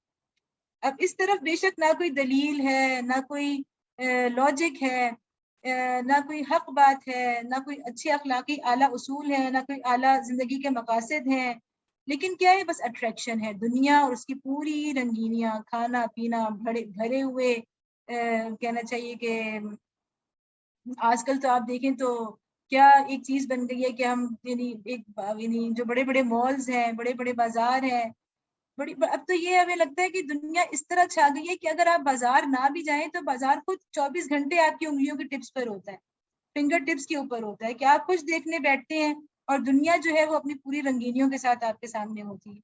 تو زینت اور اموال، خوبصورتی، آرائش اور لذتیں اور اس میں تنوع، طرح طرح کی چیزیں، ایک کھانا کھایا ایک ریسٹورینٹ کا کھا لیا تو اب دوسرے کا، اب ایک برانڈ کا کپڑا استعمال کر لیا تو دوسرے کا، اور اموال۔ تو اصل میں بات کیا ہوتی ہے کہ جو لوگ یعنی گمراہی جو ہوتی ہے وہ کسی حق کے راستے سے نہیں آتی، وہ کسی دلیل کے راستے سے نہیں آتی، وہ کسی اخلاق یا عقل کے راستے سے نہیں آتی، وہ صرف زینت اور اموال کے راستے سے آتی ہے گمراہی۔ تو اسی بات کو ہمیں سمجھنا ہے کہ گمراہی کے جو رستے ہیں وہ دراصل یہ ہیں۔ تو انسان کو اللہ نے جو عقل دی ہے، انسان کو جو اخلاقی برتری دی ہے، جو اس کو علمی برتری دی ہے فرشتوں کے اوپر، جو اشرف المخلوقات بنایا ہے، تو انسان کو کم از کم اتنی عقل استعمال کرنی چاہیے کہ وہ اس طرف نہ جائے جو صرف بظاہر ایک چکا چوند ہے، بلکہ اس طرف جائے جہاں پہ دلیل ہے، جہاں پہ لاجک ہے، جہاں پہ حق ہے، جہاں پہ سچ ہے، جس کی کوئی بنیاد ہے۔ قال قد اجیبت دعوتکما فاستقیما ولا تتبعان سبیل الذین لا یعلمون۔ اللہ تعالیٰ نے جواب میں فرمایا تم دونوں کی دعا قبول کی گئی، ثابت قدم رہو اور ان لوگوں کی طریقے کی ہرگز پیروی نہ کرو جو علم نہیں رکھتے۔ وجاوزنا ببنی اسرائیل البحر فاتبعهم فرعون وجنوده بغیا وعدوا، اور ہم بنی اسرائیل کو سمندر سے گزار لے گئے، پھر فرعون اور اس کے لشکر ظلم اور زیادتی کی غرض سے ان کے پیچھے چلے۔ حتى إذا أدركه الغرق قال آمنت أنه لا إله إلا الذي آمنت به بنو إسرائيل وأنا من المسلمين۔ حتیٰ کہ جب فرعون ڈوبنے لگا تو بول اٹھا میں نے مان لیا کہ خداوند حقیقی اس کے سوا کوئی نہیں ہے جس پر بنی اسرائیل ایمان لائے، اور میں بھی سر اطاعت جھکا دینے والوں میں سے ہوں۔ یعنی اپنے آخری وقت پر فرعون نے ایمان لے آئے۔ آنا وقد عصیت قبل وکنت من المفسدین، جواب دیا گیا اب ایمان لاتا ہے حالانکہ اس سے پہلے تک تو نافرمانی کرتا رہا اور فساد برپا کرنے والوں میں سے تھا۔ فَالْيَوْمَ نُنَجِّيكَ بِبَدَنِكَ لِتَكُونَ لِمَنْ خَلْفَكَ آیَةً وَإِنَّ كَثِيرًا مِنَ النَّاسِ عَنْ آیَاتِنَا لَغَافِلُونَ۔ اب تو ہم صرف تیری لاش ہی کو بچائیں گے تاکہ تو بعد کی نسلوں کے لیے نشانی عبرت بنے، اگرچہ بہت سے انسان ایسے ہیں جو ہماری نشانیوں سے غفلت برتتے ہیں۔ اور اللہ تعالیٰ کا یہ دعویٰ سچا ہے۔ فرعون کی لاش آج تک ہمیں معلوم ہے کہ قاہرہ کے میوزیم کے اندر موجود ہے، اور اس کے اوپر سے جب کچھ عرصہ پہلے ہٹائی گئی تھی جو اس کے اوپر جو کچھ وہ پٹی یا جو اس کے چیزیں لگی ہوئی تھی اس کو محفوظ کرنے کے لیے ممی کے اوپر، تو اس کے اندر سے اس کی لاش ہی پتہ چلا کہ اس کے اوپر نمک کی بہت موٹی تہ تھی اس کی لاش کے اوپر۔ اس کا مطلب ہے کہ اس سمندر میں غرق ہونے کی علامات اس کے جسم پر، اس کی لاش پر موجود تھی۔ وَلَقَدْ بَوَّأْنَا بَنِي إِسْرَائِيلَ مُبَوَّأَ صِدْقٍ وَرَزَقْنَاهُمْ مِنَ الطَّيِّبَاتِ، ہم نے بنی اسرائیل کو بہت اچھا ٹھکانہ دیا اور نہایت عمدہ وسائل زندگی انہیں عطا کیے۔ فما اختلفوا حتى جاءهم العلم ان ربك يقضي بينهم يوم القيامة فيما كانوا فيه يختلفون۔ پھر انہوں نے باہم اختلاف نہیں کیا مگر اس وقت جب کہ علم ان کے پاس آ چکا تھا، یقیناً تیرا رب قیامت کے روز ان کے درمیان اس چیز کا فیصلہ کر دے گا جس میں وہ اختلاف کرتے رہے ہیں۔ فإن كنت في شك مما أنزلنا إليك فاسأل الذين يقرؤون الكتاب من قبلك لقد جاءك الحق من ربك فلا تكونن من الممترين۔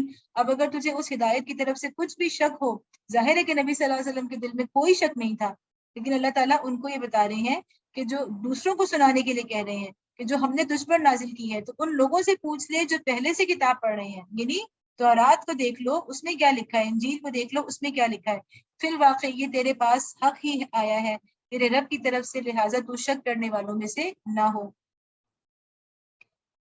وَلَا تَكُونَنَّ مِنَ الَّذِينَ كَذَّبُوا بِآيَاتِ اللَّهِ فَتَكُونَ مِنَ الْخَاسِرِينَ، اور ان لوگوں میں نہ شامل ہو جنہوں نے اللہ کی آیات کو جھٹلایا ہے ورنہ تو نقصان اٹھانے والوں میں سے ہوگا۔ إِنَّ الَّذِينَ حَقَّتْ عَلَيْهِمْ كَلِمَةُ رَبِّكَ لَا يُؤْمِنُونَ، حقیقت یہ ہے کہ جن لوگوں پر تیرے رب کا قول راست آ گیا ہے، یعنی تیرے رب کا قول جن کے اوپر پورا اتر گیا ہے اور ان کے لیے ثابت ہو گیا ہے، ان کے سامنے خواہ کوئی نشانی آ جائے وہ کبھی ایمان لا کر نہیں دیتے۔ وَلَوْ جَاءَتْهُمْ كُلُّ آيَةٍ حَتَّى يَرَوْا الْعَذَابَ الْأَلِيمَ، جب تک کہ دردناک عذاب سامنے آتا نہ دیکھ لیں، یعنی ان کے اوپر اللہ کا عذاب اب چسپاں ہو چکا ہے، اللہ نے ان کے بارے میں فیصلہ کر لیا ہے، اس لیے اب یہ ان کے اوپر کوئی نشانی بھی کام نہیں کرے گی۔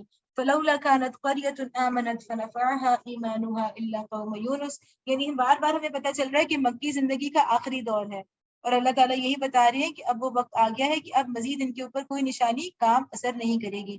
ایک یہاں پہ قوم یونس کا ذکر آیا ہے کہ ایسے وقت میں کبھی جب آخری وقت آ جائے کسی قوم کا اور رسول جو ہے وہ ان کی یعنی حجت پوری ہو چکی ہو اور عذاب کا جو اعلان ہے وہ کر دیا گیا ہو، عذاب کی خبر دے دی گئی ہو، تو اس کے بعد کسی بھی فرد کی، جیسے کہ فرعون جب مرتے وقت اس نے توبہ کی، کہا کہ میں ایمان لاتا ہوں، تو قابل قبول نہیں تھا۔ اسی طرح کوئی قوم جس کی جو عذاب کا جس سے وعدہ کر لیا جائے، اس کے بعد عذاب کا اعلان کر دیا جائے، تو اس کے بعد اس کی توبہ قبول نہیں ہوتی۔ لیکن اس سے صرف ہمیشہ زندگی، یعنی پوری تاریخ میں صرف ایک قوم کو اس سے استثناء ملی تھی، اور وہ قوم تھی یونس علیہ السلام کی قوم۔ پھر کیا ایسی کوئی مثال ہے کہ ایک بستی عذاب دیکھ کر ایمان لائی ہو اور اس کا ایمان اس کے لیے نفع بخش ثابت ہوا ہو؟ لما آمنوا کشفنا، یونس علیہ السلام کی قوم کے سوا اس کی کوئی نظیر نہیں۔ لما آمنوا کشفنا عنہم عذاب الخزي فی الحیات الدنیا ومتعناہم الی حین۔ وہ قوم جب ایمان لے آئی تھی تو البتہ ہم نے اس پر سے دنیا کی زندگی میں رسوائی کا عذاب ٹال دیا تھا اور اس کو ایک مدت تک زندگی سے بہرمند ہونے کا موقع دے دیا تھا۔ اب یہ یونس علیہ السلام چونکہ اپنی قوم پر جب اللہ کے عذاب کا انہوں نے بتا دیا، اعلان کر دیا، خبر دے دی کہ اللہ کا عذاب آنے والا ہے، تو اس کے بعد وہ اللہ کی حکم کے بغیر، یعنی اللہ کی اجازت کے بغیر اپنی قوم کو چھوڑ کے، پہلے ہی قوم کو چھوڑ کے نکل گئے تھے۔ تو اس وجہ سے اللہ تعالیٰ نے یہ کہا کہ جب اس وجہ سے ان کی قوم کو ایک گنجائش مل گئی کہ انہوں نے عذاب کو دیکھ کر توبہ کی ہے، وہ باہر اپنے میدانوں میں نکل آئے اپنے سارے عورتوں، بچوں اور یہاں تک کہ اپنے جانوروں کے ساتھ، اور انہوں نے عذاب کو جب دیکھ لیا تو پھر توبہ کی۔ اور صرف یہ ایک قوم ہے جس کی توبہ اس حال میں قبول ہوئی۔ یہ اللہ تعالیٰ بتا رہے ہیں کہ محمد صلی اللہ علیہ وسلم تو تمہیں چھوڑ کے نہیں جا رہی، یہ تو صرف ایک پیغمبر کے ساتھ ایسا ہوا تھا، ورنہ کبھی بھی عذاب جب آ جاتا ہے تو پھر نہ توبہ قبول ہوتی ہے اور نہ عذاب ٹلتا ہے۔ وَلَوْ شَاءَ رَبُّكَ لَآمَنَ مَن فِي الْأَرْضِ كُلُّهُمْ جَمِيعًا، اگر تیرے رب کی مشیت یہ ہوتی کہ زمین میں سب مومن و فرما بردار ہی ہوں تو سارے اہل زمین ایمان لے آئے ہوتے۔ أَفَأَنْتَ تُكْرِهُ النَّاسَ حَتَّى يَكُونُوا مُؤْمِنِينَ، پھر کیا تو لوگوں کو مجبور کرے گا کہ وہ مومن ہو جائیں؟ تو وہی والا معاملہ آ رہا ہے کہ اللہ تعالیٰ زبردستی کسی کو ایمان میں شامل نہیں کرتے، ایمان لانے پر مجبور نہیں کرتے، بلکہ اختیار اور آزادی دی ہے۔ وَمَا كَانَ لِنَفْسٍ أَن تُؤْمِنَ إِلَّا بِإِذْنِ اللَّهِ، کوئی متنفس اللہ کے اذن کے بغیر ایمان نہیں لا سکتا۔ وَيَجْعَلُ الرِّجْسَ عَلَى الَّذِينَ لَا يَعْقِلُونَ، اور اللہ کا طریقہ یہ ہے کہ جو لوگ عقل سے کام نہیں لیتے وہ ان پر گندگی ڈال دیتا ہے، یعنی عقل سے کام نہیں لیتے تو اللہ تعالیٰ ان پر شرک کی گندگی ڈال دیتا ہے۔ قُلِ انظُرُوا مَاذَا فِي السَّمَاوَاتِ وَالْأَرْضِ، ان سے کہو زمین اور آسمانوں میں جو کچھ ہے اسے آنکھیں کھول کر دیکھو۔ وَمَا تُغْنِ الْآيَاتُ وَالنُّذُرُ عَنْ قَوْمٍ لَا يُؤْمِنُونَ، اور جو لوگ ایمان لانا ہی نہیں چاہتے ان کے لیے نشانیاں اور تنبیہیں آخر کیا مفید ہو سکتی ہیں۔ فَهَلْ يَنْتَظِرُونَ إِلَّا مِثْلَ أَيَّامِ الَّذِينَ خَلَوْا مِنْ قَبْلِهِمْ قُلْ فَانْتَظِرُوا إِنِّي مَعَكُمْ مِنَ الْمُنْتَظِرِينَ، اب یہ لوگ اس کے سوا اور کس چیز کے منتظر ہیں کہ وہی برے دن دیکھیں جو ان سے پہلے گزرے ہوئے لوگ دیکھ چکے ہیں۔ ان سے کہو اچھا انتظار کرو، میں بھی تمہارے ساتھ انتظار کرتا ہوں۔ یعنی یہ بالکل مکی دور میں آخر میں نبی صلی اللہ علیہ وسلم اس طرح کی تنبیہات ان کے سامنے پیش کر رہے ہیں۔ ثُمَّ نُنَجِّي رُسُلَنَا وَالَّذِينَ آمَنُوا كَذَلِكَ حَقًّا عَلَيْنَا نُنْجِي الْمُؤْمِنِينَ، پھر جب ایسا وقت آتا ہے تو ہم اپنے رسولوں کو اور ان لوگوں کو بچا لیا کرتے ہیں جو ایمان لائے ہوں، ہمارا یہی طریقہ ہے، ہم پر یہ حق ہے کہ مومنوں کو بچا لیں۔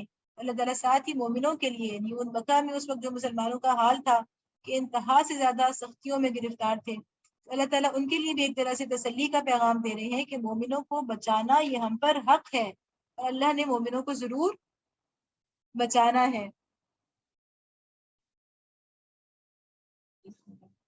قل يا أيها الناس إن كنتم في شك من ديني فلا أعبد الذين تعبدون من دون الله ولكن أعبد الله الذي يتوفاكم وأمرت أن أكون من المؤمنين۔ اب یہ سورت کا خاتمہ کلام ہے۔ تو جس طرح سورت کے آغاز میں ہم نے دیکھا تھا کہ اللہ تعالیٰ نے بالکل ایک ہی شروع کی آیات میں سب سے پہلے توحید، پھر ایک آیت میں رسالت، پھر اگلی 3-4 آیات میں آخرت کا بیان فرمایا تھا، اس کے بعد پھر اس کے دلائل اور تفصیلات آئیں۔ اسی طرح جب سورت ختم ہونے لگتی ہے تو اللہ تعالیٰ سمیٹ کر پھر وہ ساری سورت کا جو خلاصہ ہوتا ہے، توحید، آخرت، رسالت، وہ سب کچھ اللہ تعالیٰ پھر سے پیش کر دیتے ہیں۔ تو اس میں دعوت توحید ہے اصل میں. قل یا ایھا الناس ان کنتم فی شک من دینی فلا اعبد الذین تعبدون من دون اللہ ولکن اعبد اللہ الذی یتوفاکم وامرت ان اکون من المؤمنین. اے نبی صلی اللہ علیہ وسلم کہہ دو کہ لوگوں اگر تم ابھی تک میرے دین کے متعلق کسی شک میں ہو تو سن لو کہ تم اللہ کے سوا جن کی بندگی کرتے ہو میں ان کی بندگی نہیں کرتا بلکہ صرف اسی خدا کی بندگی کرتا ہوں جس کے قبضے میں تمہاری موت ہے. مجھے حکم دیا گیا ہے کہ میں ایمان لانے والوں میں سے ہوں. یعنی اس کا مطلب یہ کہ سب سے پہلے کیا کہا گیا یتوفاکم کہ جس کے قبضے میں تمہاری موت ہے. میں اس کی بندگی کرتا ہوں جس کے قبضے میں تمہاری موت ہے. یہ نہیں کہا کہ جس کے قبضے میں میری موت ہے کیونکہ کوئی انسان بھی مشرکین بھی یہ نہیں جھٹلا سکتے کہ ہم اپنی موت کے خود مختار ہیں. کہ ہمارے جو شریک ہیں جنہیں ہم شریک کرتے ہیں اللہ کی عبادت میں خواہ وہ انسان ہو یا بت ہو تو وہ ہمیں موت دیتے ہیں. ان باتوں میں تو وہ اللہ کو ہی رب مانتے تھے. اللہ نبی صلی اللہ علیہ وسلم کہہ رہے ہیں کہ پھر یہ والا شرک کا راستہ بند کرو. آخرت کا انکار کر کے توحید کی نفی یعنی آخرت کا انکار کر کے توحید کی نفی نہ کرو. ٹھیک ہے یعنی تم یہ مانتے ہو کہ جب اللہ ہی کی طرف تمہیں پلٹ کر جانا ہے تو آخرت کو مانو اور آخرت کے انکار کے ذریعے سے تم توحید میں نقب نہ لگاؤ. وَأَنْ أَقِمْ وَجْهَكَ لِلدِّينِ حَنِيفًا وَلَا تَكُونَنَّ مِنَ الْمُشْرِكِينَ. یہ آیت جو ہے یہ پوری دراصل کیا ہے توحید خالص کا بیان ہے. توحید خالص کی دعوت ہے. وَأَنْ أَقِمْ وَجْهَكَ قائم کر دو. اور مجھ سے فرمایا گیا ہے کہ تو یکسو ہو کر اپنے آپ کو ٹھیک ٹھیک اس دین پر قائم کر دے. قائم کرنے کے لفظ بھی ایک سختی ہے ایک زور ہے. اس کے بعد کیا ہے کہ للدینی قائم کر دو اپنے چہرے کو اس دین کی طرف حنیفاً یکسو ہو کے. اس میں پھر ایک زور اور ایک کہنا چاہیے کہ پائی جاتی ہے شدت پائی جاتی ہے کہ مکمل طور پر یکسو ہو کے شرک کے تمام راستوں کو بند کر کے زندگی کے تمام دائروں میں اللہ کی طرف اپنے دین کو خالص کر لو. اللہ کی طرف اپنے چہرے کو یکسو کر لو. ولا تکونن من المشرکین. پھر اس کی اپوزٹ بات بتائی کہ اور شرک کرنے والوں میں سے نہ ہو جاؤ. تو یعنی یہ توحید کے اوپر مستقل ایک بہت زیادہ یعنی کہنا چاہیے کہ اس پر زور دینے کے بعد پر تاکید کے جتنے بھی انداز ہوتے ہیں وہ اللہ تعالیٰ نے اس میں اختیار فرمائے ہیں. وَلَا تَدْعُ مِن دُونِ اللَّهِ مَا لَا يَنفَعُكَ وَلَا يَضُرُّكَ. اور اللہ کو چھوڑ کر ایسی ہستیوں کو نہ پکارو جو تجھے نہ فائدہ پہنچاتی ہے نہ نقصان. فَإِن فَعَلْتَ فَإِنَّكَ إِذًا مِنَ الظَّالِمِينَ. اگر تو ایسا کرے گا تو ظالموں میں سے ہو جائے گا. یعنی لوگ جو شرک کا ایک اور دائرہ ہوتا ہے اس کا یہاں پر ذکر ہو رہا ہے.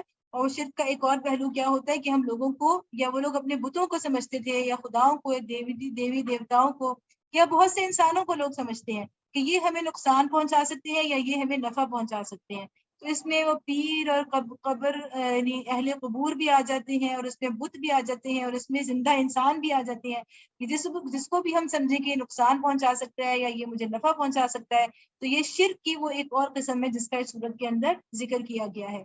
وَإِن يَمْسَسْكَ اللَّهُ بِضُرٍّ فَلَا كَاشِفَ لَهُ إِلَّا هُوَ. اگر اللہ تجھے کسی مصیبت میں ڈالے تو خود اس کے سوا کوئی نہیں جو اس مصیبت کو ٹال دے. وَإِن يُرِدْكَ بِخَيْرٍ فَلَا رَادَّ لِفَضْلِهِ. اور اگر وہ تیرے حق میں کسی بھلائی کا ارادہ کرے تو اس کے فضل کو پھیرنے والا بھی کوئی نہیں ہے. يُصِيبُ بِهِ مَن يَشَاءُ مِنْ عِبَادِهِ وَهُوَ الْغَفُورُ الرَّحِيمُ. وہ اپنے بندوں میں سے جس کو چاہتا ہے اپنے فضل سے نوازتا ہے. وہ درگزر کرنے والا اور رحم فرمانے والا ہے. یعنی اللہ کے اختیار میں ہے نفع اور نقصان. کسی انسان کے آگے نہ جھکو اور کبھی اللہ کی اطاعت کے دائرے سے اس لیے نہ نکلو کہ یہ تمہیں یہاں پر نقصان ہو جائے گا. کسی فائدے کے لالچ میں اللہ کی اطاعت کے دائرے سے باہر نہ نکلو. قُلْ يَا أَيُّهَا النَّاسُ قَدْ جَاءَكُمُ الْحَقُّ مِنْ رَبِّكُمْ. اے محمد صلی اللہ علیہ وسلم کہہ دو کہ لوگوں تمہارے پاس تمہارے رب کی طرف سے حق آ چکا ہے. فَمَنِ اهْتَدَىٰ فَإِنَّمَا يَهْتَدِي لِنَفْسِهِ. اب جو سیدھی راہ اختیار کرے اس کی راست روی اسی کے لیے مفید ہے. اب ہدایت یعنی کون سے والے شرک کی بات آ گئی. تیسرے جو طے کر رہے تھے شرک یعنی ہدایت والا کہ ہدایت کا مرکز کسی اور کو سمجھنا. تو یہاں پہ اللہ تعالیٰ کہہ رہے ہیں فَمَنِ اهْتَدَىٰ فَإِنَّمَا يَهْتَدِي لِنَفْسِهِ. حق آ گیا ہے اور حق اللہ کی طرف سے ہی آتا ہے اور حق ہی کے اندر یہ طاقت ہے کہ وہ لوگوں کی رہنمائی کرے. ٹھیک ہے تو زندگی میں اسی حق سے رجوع کرنا ہے زندگی کے تمام دائروں میں. تو نہ مٹیریلزم نہ سیکولرزم اور نہ کسی کو نفع اور نقصان پہنچانے کا مختار سمجھنا. ومن ضل فإنما يضل عليها وما أنا عليكم بوكيل. اور جو گمراہ رہے اس کی گمراہی اسی کے لیے تباہ کن ہے، اور میں تمہارے اوپر کوئی حوالہ دار نہیں ہوں۔ وَاتَّبِعْ مَا يُوحَىٰ إِلَيْكَ وَاصْبِرْ حَتَّىٰ يَحْكُمَ اللَّهُ وَهُوَ خَيْرُ الْحَاكِمِينَ۔ اور اے نبی صلی اللہ علیہ وسلم، تم اس ہدایت کی پیروی کیے جاؤ جو تمہاری طرف بذریعہ وحی بھیجی جا رہی ہے، اور صبر کرو یہاں تک کہ اللہ فیصلہ کر دے، اور وہی بہترین فیصلہ کرنے والا ہے۔ اللہ تعالیٰ ہم سے قبول فرمائے، اور اللہ تعالیٰ ہمیں اس پر عمل کی اور اس کو آگے اس پیغام کے بہترین ابلاغ کی ہمیں توفیق دے، ہمت دے، استطاعت دے، اور ہم سے قبول فرما لے، ہماری غلطیوں سے درگزر فرما دے۔ اور جن بہنوں نے بھی دعاؤں کے لیے کہا ہے، جن کے کوئی عزیز و اقارب بیمار ہے، اللہ تعالیٰ ان سب کو شفاء کاملہ عاجلہ عطا فرمائے۔ وما علینا الا البلاغ المبین۔